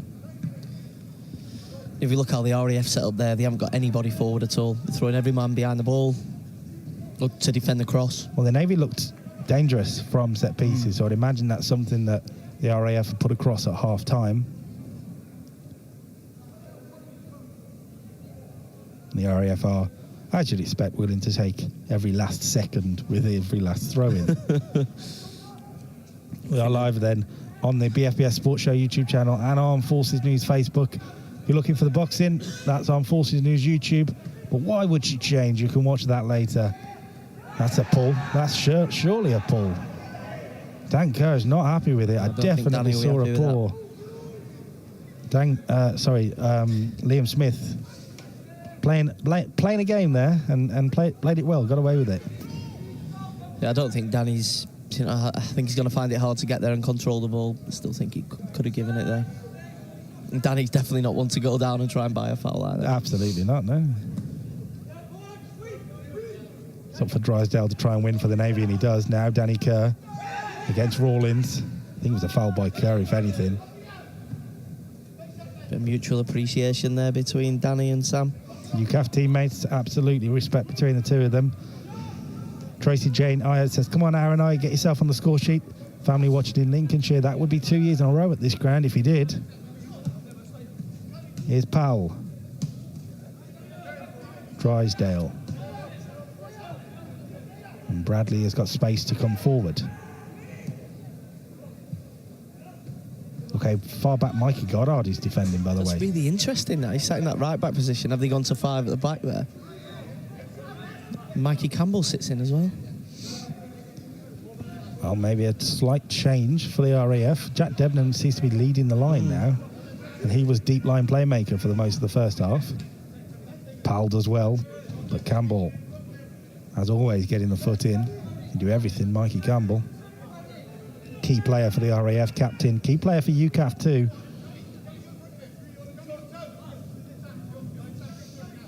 The Navy looking to find a spark here. And it might be Drysdale coming forward. Wide for Walker. Looking for the 1-2 and gets it back, does Jake Walker. Stands one up but couldn't get his foot around the ball. A big goal kick.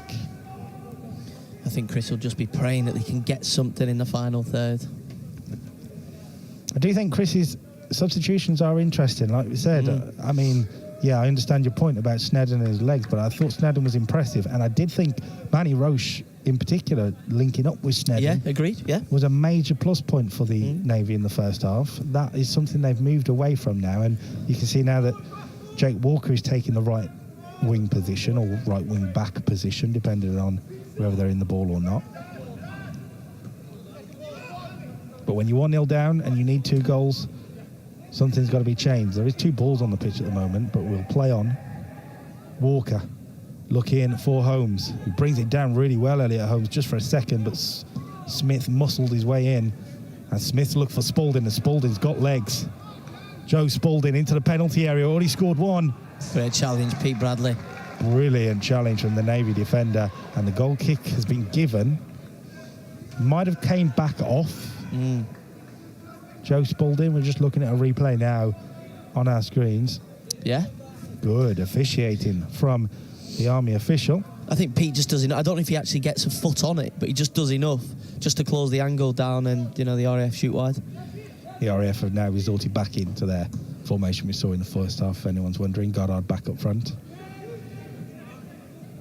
Now Kerr looking to release Roche. Sol Roche wins a corner.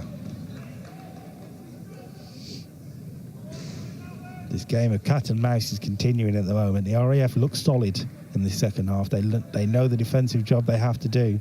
The Navy know they need to break them down. Ivor on Facebook says that Big Dan Kerr is a hell of a player, one of his mates from back home. Well, can Dan Kerr pop up with something here? He's been marked by his opposite captain, Michael Campbell, in the penalty area, as Powell and Holmes stand over the corner. In swinging, left-footed, Powell. Oof. That was a header from Jack Debenham that could have gone anywhere, but he went over his own goal. The Navy will go again. Jack Debenham is one of the smallest men on the field, by the way, but he seems to win every header. He gets everywhere, doesn't he? Absolutely everywhere. He's definitely got bouncy shoes. Holmes and Powell then looking to create something for the Navy. Holmes whips it in, headed away right on the goal, on the 6-yard line, actually, from Rawlins. Really good header. And now Bright. One for Campbell to chase, but that's going to be too much. I don't know if the Navy are losing a man out by, you know, I say, looking to play the short, do you know, whether they are or it's a kind of a dummy tactic. But they're losing another body in the box, which I think they could just do with to put that pressure on. But the deliveries have been really good. Yeah, absolutely, yeah. So, you know, I don't think they need to deceive by saying they're going to go short when Holmes is going to whip it in, when they can just have that extra body in there. The RAF have defended it well. The Navy now are starting to play, though. Walker, Holmes coming all the way across. Definitely the attacking force, isn't he, Elliot Holmes? The Army found that out last week. Holmes keeps it well, and the Navy reset. Drysdale. He's got Powell down the line, but he's looked inside. Cut out well by Rawlins. And Smith gets rid of it. I think Campbell was offside here.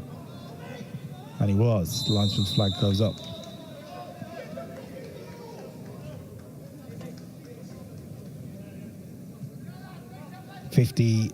We're close to 55 minutes in here, meaning, well, 40 minutes or so.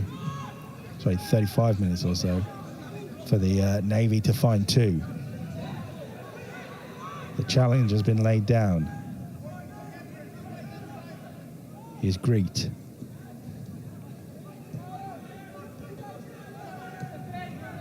Now the Navy are starting to dominate the ball too.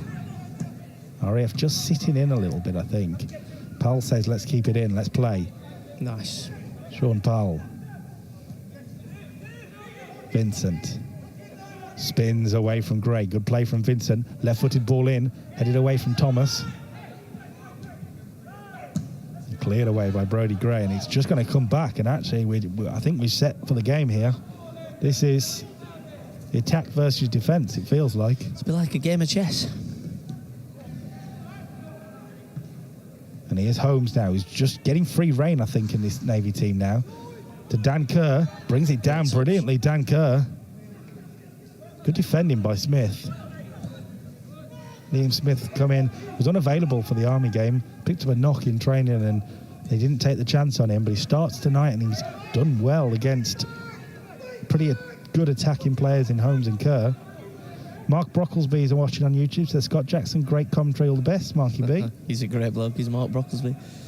And Thomas there taking a chance, taking an extra touch in the penalty area. Debenham's touch was loose, and the Navy come away with it. Vincent fouled. The referee says he got the ball. Navy play on. Powell whips it in, and it might just drop. The goalkeeper palms it away rather than really getting anything near it. The RAF get a free kick to ease the pressure. The Navy unhappy with that. From this position, it looked like a foul. Look, the Army referee's got the best position, and if he says he got the ball, we have to believe that. But the Navy do not. The Navy are not happy. I think that'll build to the frustration, with the Navy lads. It's just not coming off, despite how much pressure they put on. They're giving it a good go, and it's just that final third. Well, to sit atop the mountain of forces football, you have to prove your worth. The RAF have done that over a number of years. And if the Navy do win the championship tonight, they're going to do it the hard way. Campbell. Smith looks down the line. Smart run from Gray. A good ball in from Brodie Gray. And it's just too much for Spalding coming in. Not known for his heading, admittedly, Joe Spalding.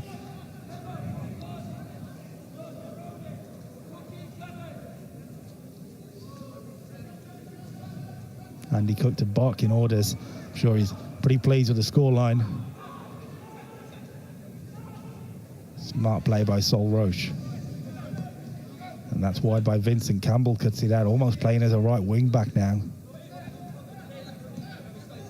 RAF getting 10 men behind the ball. At every opportunity. Kerr looking to link things together. He'll get it back from Walker. Good run from Danny Kerr. He's got Bright for company. And Kerr keeps it in. I think he knew it would have been a goal kick if he let it go. Walker. And that's Kerr again. The flag stays down. And it's really good play from the Navy, actually. They wanted a free kick. I think there was a bit of an arm pull. Not enough, really, for Reece Thomas to go down. Here's Roche, all the way over on the left now. Whipped in. Great ball. Danny Kerr was nearly in there. Great challenge from Bright. Feels like the RAF are just hanging on a little bit here. The pressure is flying towards their goal. Powell is less left back, more left winger at the moment. That's asking way too much, though. Mark Drysdale just forcing it, the issue there, and the RAF have got a player down. It's Joe Spalding. Be interesting to see if Andy tries to freshen it up, to keep them solid. Yeah, we've seen no changes so far from the RAF, but they do have players on the bench who could change the game. Luke Preen, we've already mentioned. Henry Jordan, very good attacking player too. Josh Randall certainly can provide a spark, but they don't need a spark at the moment. They're 1-0 up. So, could you see a Sam Dawson come on? Or the young legs of Danny Dixon. We know he's fresh out the under-23s, so get him on. Danny Dixon has been with the RAF team, well, probably since there's been a team, I'm not sure.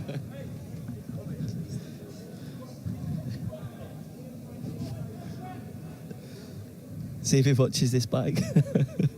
Well, he's a mainstay for the RAF. He's a mainstay for UCAF too. While he may not have the legs necessarily anymore, what he brings is leadership and experience. And he's just a good personality Absolutely, too. yeah. He's great to have around. Graham Watson says, good spell for the Navy. It was a good spell. You guys may have seen Joe Spalding's first half goal again there, by the way. Really good finish. And it was a good spell for the Navy, he's right. But it was put to an end with this injury, and that's not what the Navy had wanted. It looks like Spalding is done for the evening, by the way. Doesn't look like he can continue. He doesn't look great shape, actually, Joe Spalding. As it stands, the match winner, the title winner for the RAF. So there will be a change, I would imagine, and it looks like it's going to be Henry Jordan coming on for the RAF. And it is number 18, Henry Jordan. A tricky little player. Much more of a forward than a defensive change. So Andy Cook would absolutely prefer a 2-0. James Sheehan said Danny has been with them since they were the Royal Flying Corps. I think we'll leave him alone now.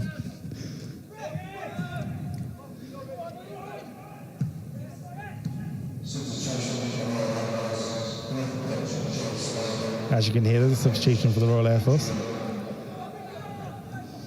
Yeah, sending our best wishes to Joe Spalding. He's gone straight down the tunnel there, so that doesn't look great for him. We'll look to get an update after the match. Hopefully Joe Spalding's okay. Be a key player for UCAF in the summer when they take on big Irish and German tests. He's picked out Dan Kerr. There's a little bit of space for Kerr here, you know. Great ball. A pass wide to right, just stretched his legs a little too far, but he's back to Kerr. Didn't quite get the hold of that cross, and that wasn't taking advantage of the opportunity for the Navy there, because Kerr had more space to drive into, it felt like. Jordan's first interaction for the RAF is Campbell. Well defended from the Navy. Oh, unlucky. Communication wasn't what Danny Kerr needed there. You could just hear from the Navy bench they're saying play forward, you know, so they're going to try and go on the front foot. They have to. Half an hour to go. They need 2 goals. Stuart Morgan says the Royal Navy need more players on and around the ball in the final third. Keep playing and be patient. Frustration will kill them. Shout out to Feeney. Kieran Feeney getting a shout out there. On the bench for the Royal Navy. Could come off the bench. Darren Parr on YouTube says, come on, Phil Bright from Emily. And I can't quite see the other name because there's an emoji on it, so we'll get to that later. But they're watching from Hawaii. Well, I'm standing here in gloves and a coat, so I'm sure you're enjoying the weather in Hawaii. I think 50% of viewers are Phil Bright's fan club tonight. Aren't we all? RAF corner towards the back post.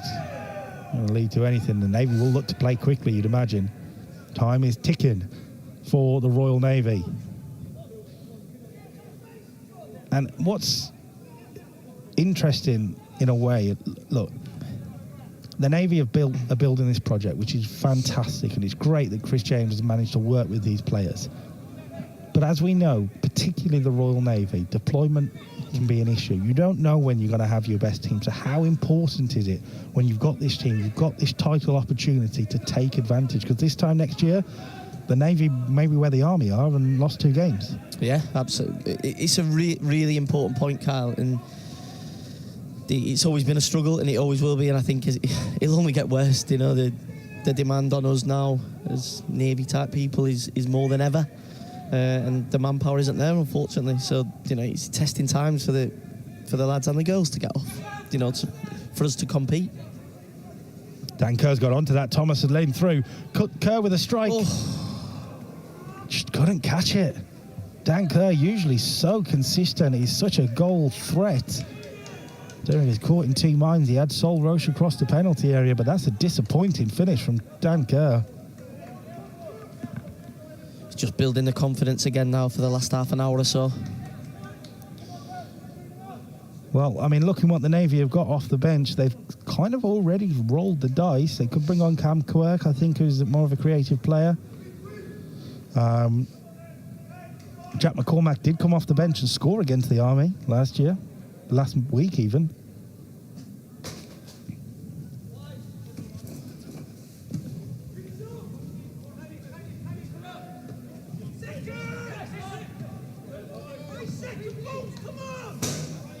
The Navy then looking to find something deep inside. They played well, the Royal Navy, it should be said. Both teams have played well. It's been a really tight game.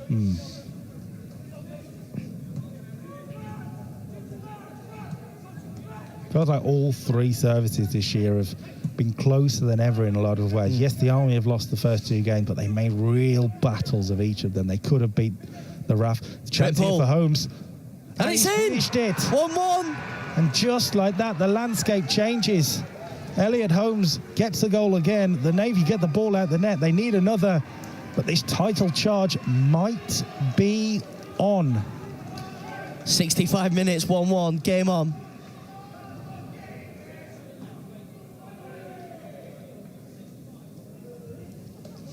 "25 minutes then for the Royal Navy.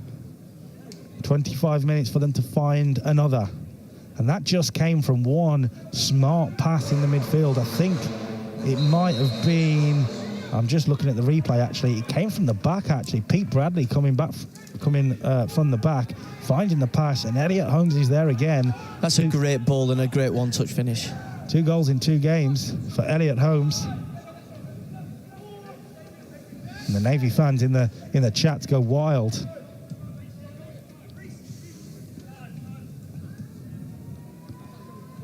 Here's Drysdale looking for Danny Kerr, who's now become that focal point up front. It'll be a RAF throw. Danielle Debnam says, "Come on, Dad," as in Jack Debnam, "get a goal, love Heidi."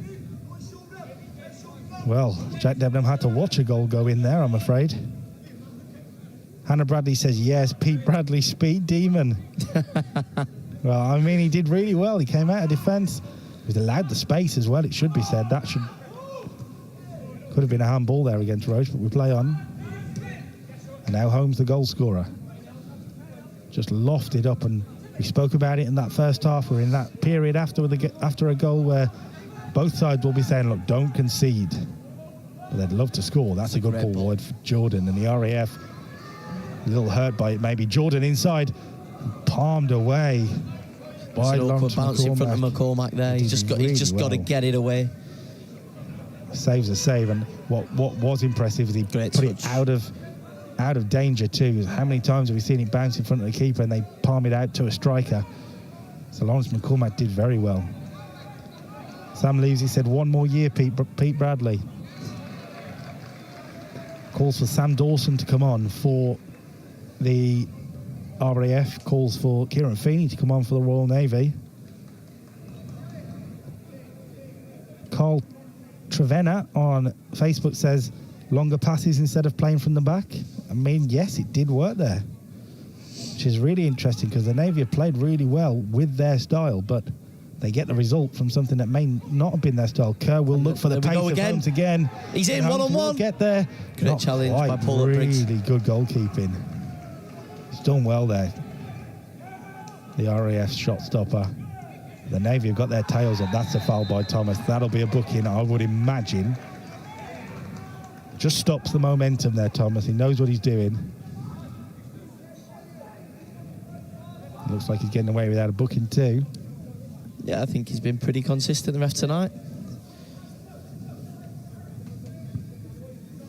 It's like we say, you got to manage the occasion. Yeah.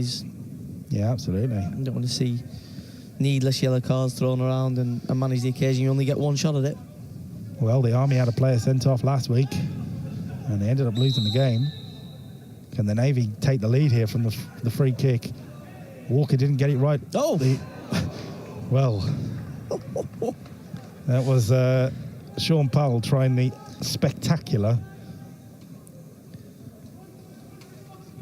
It would have been some finish from the left wing back, I will say that. I think he almost took someone's head off as well. Michael Cushion on Facebook says Danny Kerr turning into prime De Bruyne. Joshua Phillip calling for Sam Dawson to come on as well. Looking at the benches, no one looks ready for a change at the moment. 1-1, it's all in the balance. 20 minutes to go. Christian Paul Big taking a little while actually with it. We talk about the RAF won't want a draw, but a draw would be enough to seal the title. We're at that point of the game, I think. And the Navy look like they've got a little bit of momentum. They wanted handball against Brody Gray. I did think it hit him in the chest from our position. Drysdale towards Kill. One of you is what the Navy will be saying. Roche. Both teams asking for every decision now. The heat's just been turned up a little bit, hasn't it? They know what this means. They know that one slip, one moment, and that title will leave your grasp if you're the RAF. Thomas. Overhit. Same for the Navy. We've switched sports, I think. That's looking for Campbell, and that will drop behind. And it's just going to need one of these two teams just to get us a clear head here. So, RAF 1, Royal Navy 1. It means if it ends like this, both teams will end with 4 points, a win and a draw. But because the RAF scored 3 at Aldershot and the Navy scored 2 in Portsmouth, the RAF would be crowned champions on goals scored. The tightest of margins. Here's Holmes. Just been given a bit of freedom in this second half, and he's enjoyed that. He's really stepped up to it as well. He's always a threat, but I just think the fluidity to move from left to right, oh dear. That's going to fall for Debenham, is it? They want a penalty to the RAF. The referee says no, and I'll be honest, from our position here, I agree with the official. It looked like a good challenge from the goalkeeper. It was a poor pass from Drysdale. Debenham was in there. We'll let you make your own minds up when you go back and watch the replay, I'm sure. The RAF, of course, would have wanted the penalty no matter what. Good win there.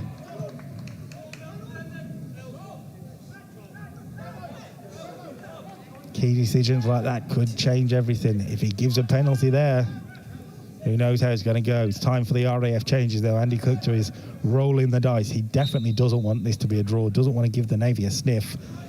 So, off comes Liam Smith. And is that Sam Dawson coming on? I believe it was, yeah. Number 15, Sam Dawson. It looks like Luke Preen about to come on, so I'd imagine Mikey Goddard's day is done.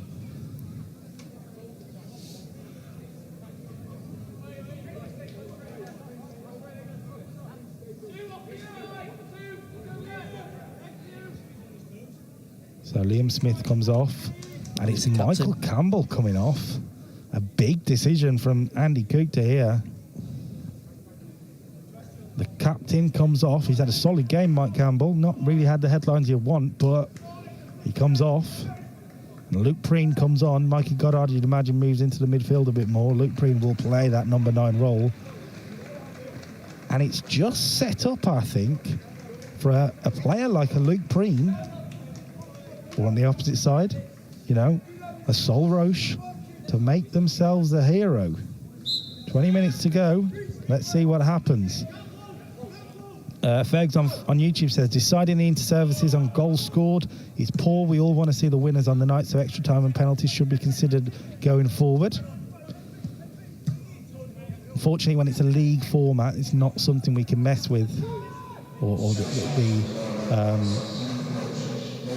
organisers would be wanting to mess with, I'd imagine, but I do absolutely understand the point. 30 more minutes of this, yes please, no problem. Powell looking inside, cut out by Gray. Bright's moved to right back, by the way.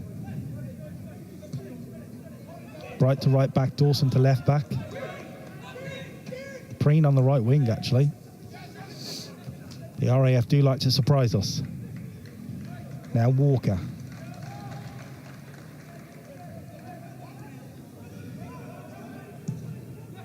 Smart play to get Walker away. Dan Kerr linking it all together. And it's a shot. It's a chance at the back stick. Oh! And the Navy were that close to getting a title-winning goal. They're knocking on the door. I want to say that was Vincent.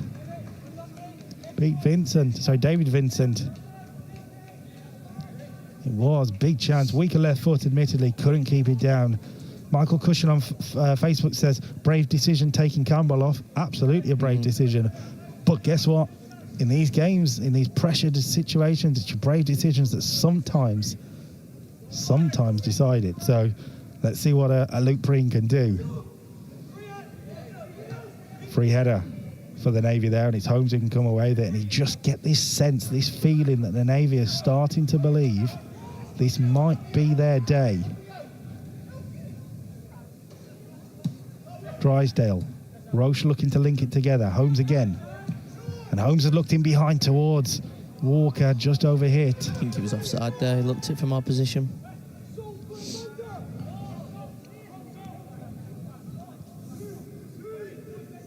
So RAF 1, Navy 1. If you're just joining us, this has been enthralling. It's been unexpected.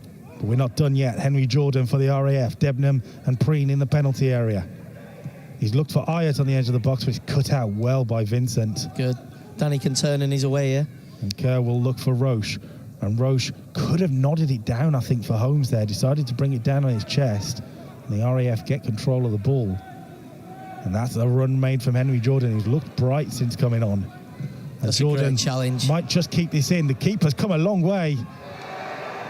And won the ball well, actually, McCormack. I don't think the crowd agree over there, but he looks fine. Pete Bradley's great first contact, and then Loz comes across, takes a big risk, but clears the ball well. Brave from the goalkeeper there. Come a long way. And he could easily go back in his face there, but he did win the ball, and the Navy survived. The RAF are just taking a little bit longer with every throw, a little bit longer with every free kick. I think any second or couple of seconds they can take the sting out of the game and run the clock down, they're going to utilise it. I wonder if it's more to do with... It was a push in the back there on Walker. I wonder if it's more to do with the stopping the Navy momentum rather than the actual title and all of that. Because, yes, I know the RAF will be champions with a draw, but they will want to win still. But this Navy momentum, this Navy wave is just coming and coming and coming.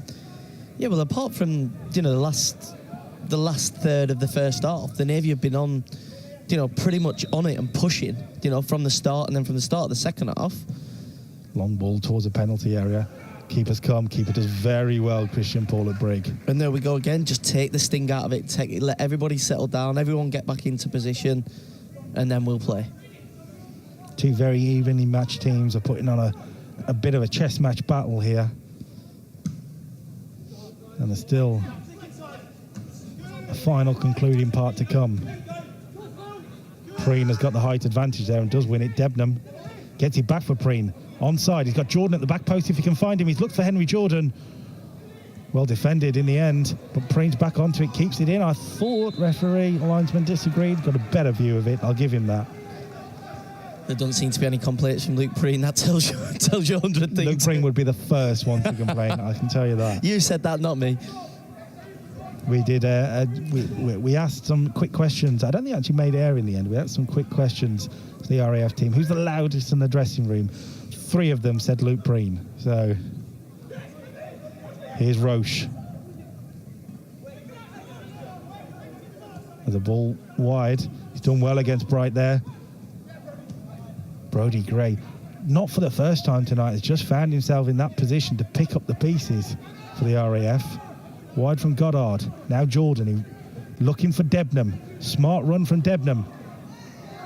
Bradley did enough. Drysdale's got to get there. So Bradley just strikes you as an old school centre half, doesn't he? Body on the line, doesn't care, throws himself into every challenge, and he's great to watch. Absolutely, but when he's on the ball, I mean, we saw Ball playing centre back as well. So. Absolutely. The complete player, Pete Bradley. And I think that's why him and Mark Drysdale complement each other. I know in my opinion, Mark's really good technically, but they both look like old school centre-halves, but they both can play as well. Well, they won't have a clean sheet tonight. For the most part, they've managed to limit the RAF to a couple of chances. Both defences have been pretty strong tonight. That's looking for Jordan, though. Keeper's come, and it will just bounce through. Bounce the ball, help the Navy there. Walker. Vincent.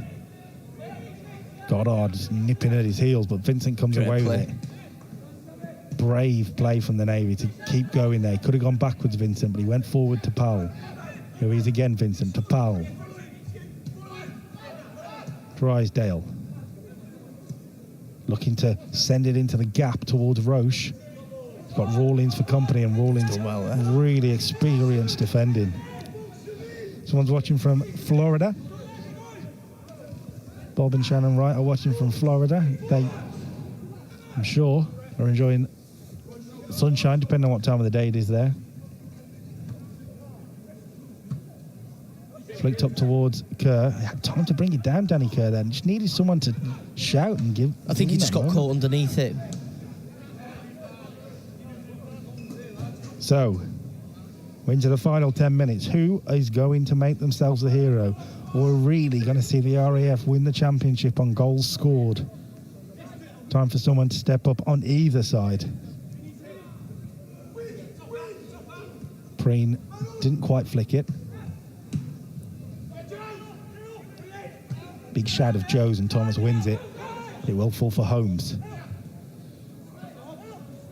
The RAF have been burnt by Elliot Holmes, and all of a sudden, every time he gets the ball, there's 3 men around him. He seems to love the in-services, does Elliot Holmes, doesn't he? Absolutely. Drysdale into Roche, holding it up and finding the pass. It's a poor ball there from Powell. Needlessly giving away the ball and the momentum.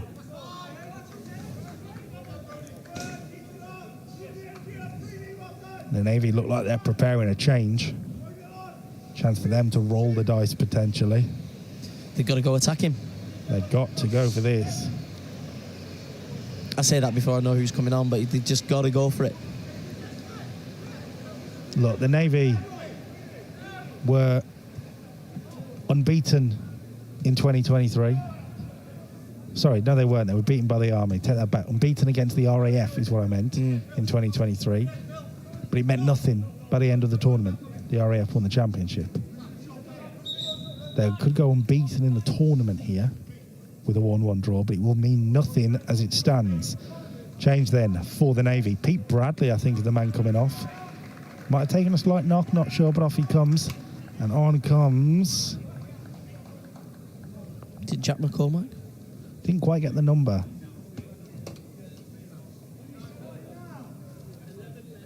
So we will double check that as soon as we can.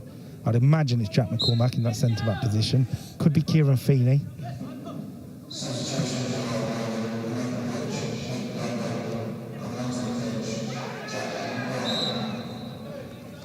And whoever else came on adds a little bit more height, and maybe corner. Chance for the RAF to pump it into the box here, though. Can confirm that it is Jack McCormack who's come on for the Royal Navy. And it will be Sam Dawson over the free kick for the RAF. Launches it towards the back post. Thomas up there trying to win the header, but he'll bounce into the arms of Lawrence McCormack. He's looking for a quick release there, and he's got it with Elliot. Elliot Holmes just finding a little bit of space. Immediately, Bright is onto him. And Elliot Holmes is looking to try and be that free roll, trying to be that playmaker, to lift things, to bring things together. And that's where you want him on the right. He doesn't have to take that turn inside or come back onto his right foot to be more progressive. Time is ticking for the Royal Navy. Now Drysdale. McCormack in his first real touch. Finds Dan Kerr. And the Navy are just connecting things together at the moment. Vincent will get his body across the ball and the ball into the penalty area. Just nobody there on the end of it again. Rawlins does clear. Seemed to be a bit of a trip by Jordan, maybe accidentally though. Wins a good tackle in the end there. Now Debenham looking to hold it up. And now Dawson looking for Debenham. Should be a simple one for Lawrence McCormack again. You can see the game plan for the RAF in the final few minutes. Clear the lines, clear the lines. Take no risks. Clear the lines, but there is that option. They're looking for that runner. Seems as if they've gone 5 at the back, it looks like. Bright just took an elbow into the back, I think, there. And he has gone down, and we will have a stoppage in play, which I'm not for a second saying that Phil Bright isn't hurt, because I know he is. He wouldn't fake an injury. No. But just what the RAF might have needed there. Give them a few more minutes.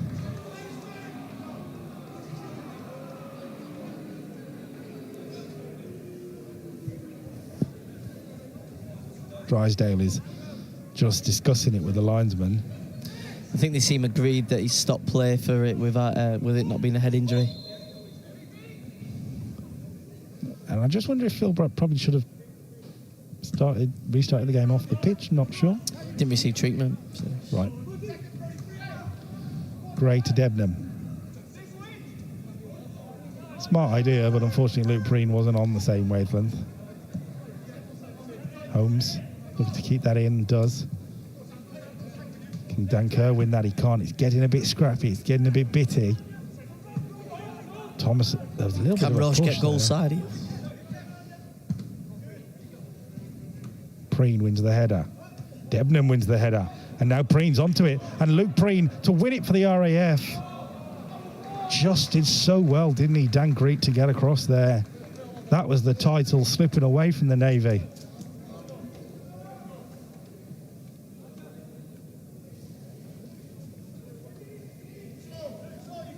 The Navy are preparing another change. I don't think they'll be making it while defending a corner, though. So Sam Dawson comes over, left-footed, to whip this in, you would think. They've still gone quite attacking of the Air Force. Absolutely. Rawlins up there, Thomas up there. Luke Preen is a threat in the air. You'd as see well. this, that they try and keep it in the corner and run down the clock. It's a good ball, just overhit, potentially kept in by Rawlins, and Debenham will battle with Kerr and come away with it. Debenham does so well. Fortunately, the Navy do come away with it. And now Roche. Smart That's ball. That's a great ball. Can Walker get there? He can. The keeper kind of stuck in no man's land for a second. The ball Holmes at the back post. Holmes. And it's a goal! 2-1 Navy! Elliot Holmes with the moment. He's been the match winner against the Army, and tonight he may have done it again for the Royal Navy. He loves the inter-services, you said earlier. Well, the inter-services might just love him too. The Navy are minutes away from being champions. Call me cynical, Carl, but I just cannot understand for the life of me why the Air Force have not run the clock down there. 86 minutes in, you've got a corner, you whip it in. 3 or 4 passes later, the Navy are through in back post and a 2-1 up and look to be heading towards the title. What a great ball in from Walker as well. Terrific fantastic header from fantastic Elliot ball, Holmes. Fantastic finish. If Elliot Holmes can get that header so wrong, but he's calm, he's composed, he nods it down and he finds the goal. Elliot Holmes for the Royal Navy. It's 2-1, it's late, but it could be oh so glorious for the visiting team here, who are making another change, I believe. It's going to be Vincent coming off. Dave Berry says, what a great team goal. Absolutely. Big Sol Roche, brilliant hold-up play. Absolutely. And they've managed to release Walker on the right. He won the chase. Christian Paul at Brigg just stuck, I believe, in a bit of no man's land, and it led to what, as it stands, will be the goal that gives the Royal Navy the 2024 Inter-Services title. And for the first time in the night, the RAF are not in control of their own fate. And they seem to want to get the ball in pretty quick. There's a turn of events.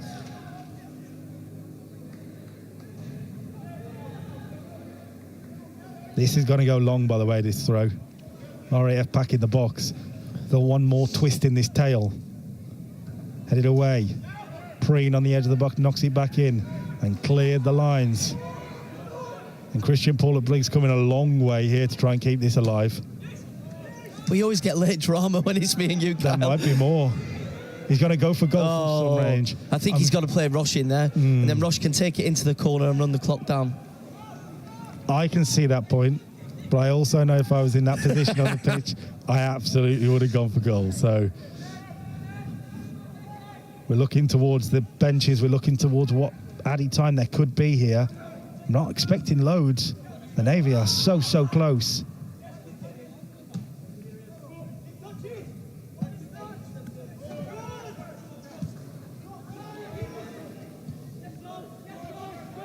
Dawson now looking to lead for the RAF. The board's about to go up. How long left in this title twisting match?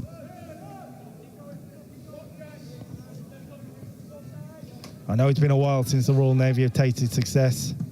Tonight's the night that could change. Thomas is now playing up front. Brodie Gray whips it in, fires it in. The header from Walker will be kept in by Bright. Navy think he touched it there, he didn't. We're playing on Jordan. Whips it in. Preen nearly got ahead of his man. The keeper's come a long way. Still alive as Preen's gone down. He's gone the other way. He's gone yellow card. Yellow card for diving for Luke Preen. Wow. What a good shout that is. Brilliant decision by the referee looking at this replay. What a fantastic decision. Wow. Biggest decision of the night, 91 minutes. A lot of pressure as well to give that. Absolutely. Stuck to his guns, the Army official. Luke Preen receives the yellow card for simulation. And the Navy are also close. I didn't see the board go up. I'm not sure how long there'll be added time here. I'm being told there'll be 5 minutes of added time. So the Navy are not over the line. It's tense down there, isn't it? We can feel it from the other side of the pitch. This is inter-services sport. This is what this can bring. Some people will say, oh, they're just playing football. They're just having a kick about. Absolutely not. You are the pride of your sport if you win the inter-services. And you can see what it means to the Navy bench. You watch it back. You see they're all down the touchline. They're on the pitch. Do you know, it means so much to them. They work all year round in the spare time. I'm going to say this as an if because they're not over the line. But if the Navy get over the line here, what an achievement by Chris James and his team. First inter-services as senior manager. And as it stands, he's bringing the trophy back to Portsmouth. He's cleaning up in the football world with the under-23s and now the senior team. Absolutely. Mark. Fantastic show. Got someone on YouTube, Mark's on YouTube saying, brilliant and no less what the Royal Navy deserve following a terrific performance.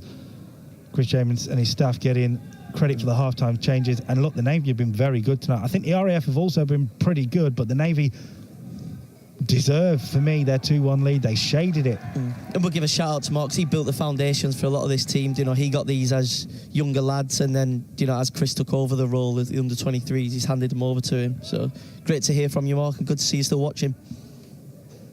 The Navy looking to keep it in the corner, but it will be an RAF throw.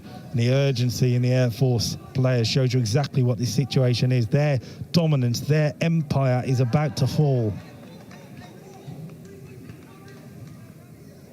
The sting in the tail at the end of this. And the Pete Bradley one more year shout comes again.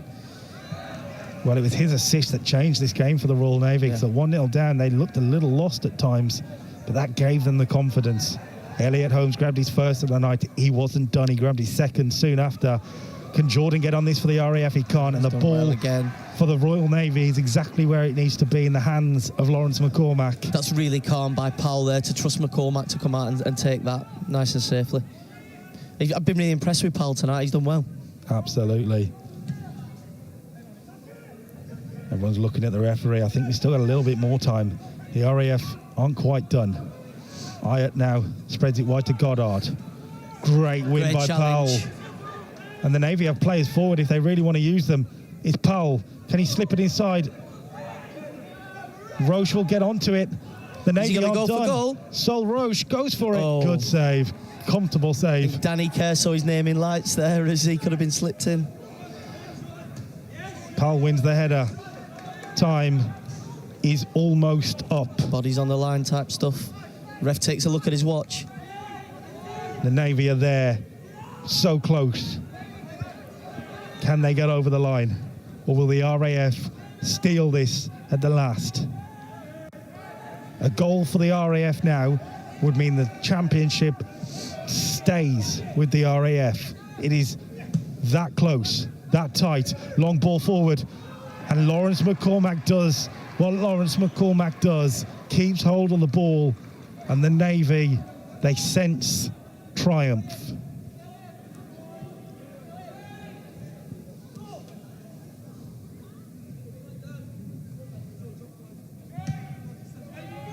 Good, we still play on. Perfect, that's what they want to do. Run it down. Press. Rawlins back to the goalkeeper. Can the RAF get one more opportunity? Dawson will go long towards Jordan. Good win by Greet and cleared by McCormack. One last chance, have they got it? This is it really for the RAF. And Brodie Gray in right wing back position needs to do something with it. Ayat looking towards the penalty area. Thomas is in there.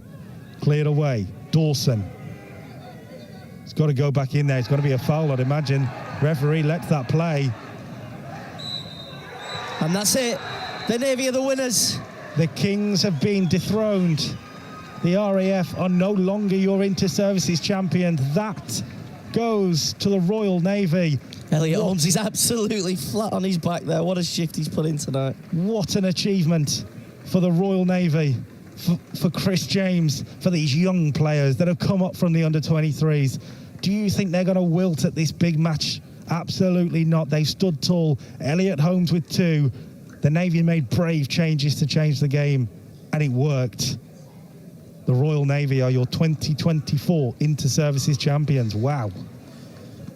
What a few weeks, Kyle. Absolutely what a few weeks. Inter-Services football. Inter-Services never change. Twists, turns in every single match. Has it been tighter over the last few years? You know, we've watched this closely over the last few years together, on comms and in the stand, and I just can't see that it's ever been tighter. Each game has gone to the final minute. Both teams are pressing each other right until the final whistle.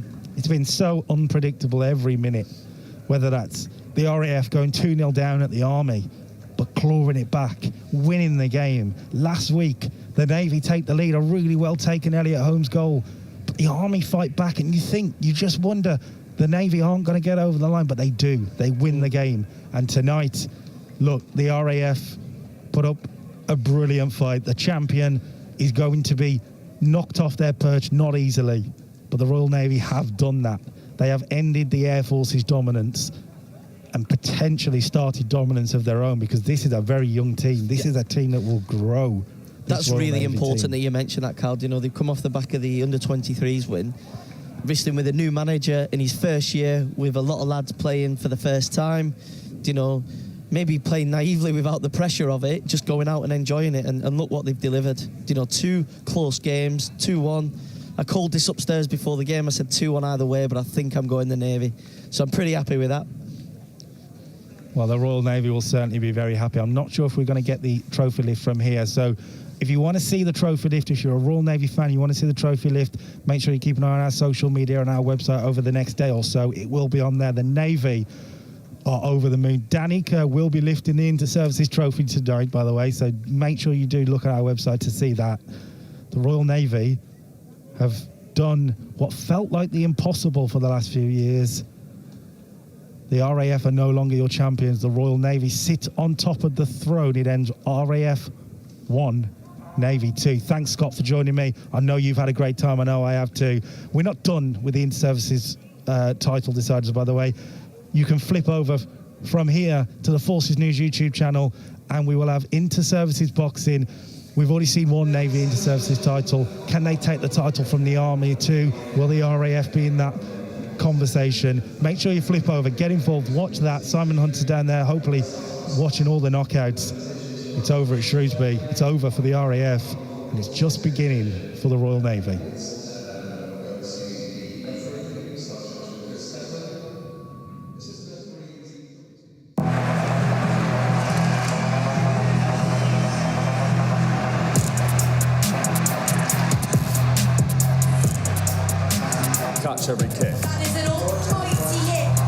big tackle.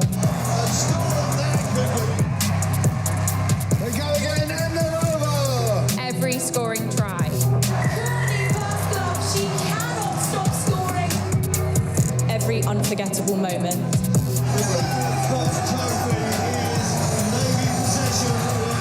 2024 Inter-Service Championship. Everything in the Inter-Services garden is blooming red. Live on Forces News, YouTube and BFBS.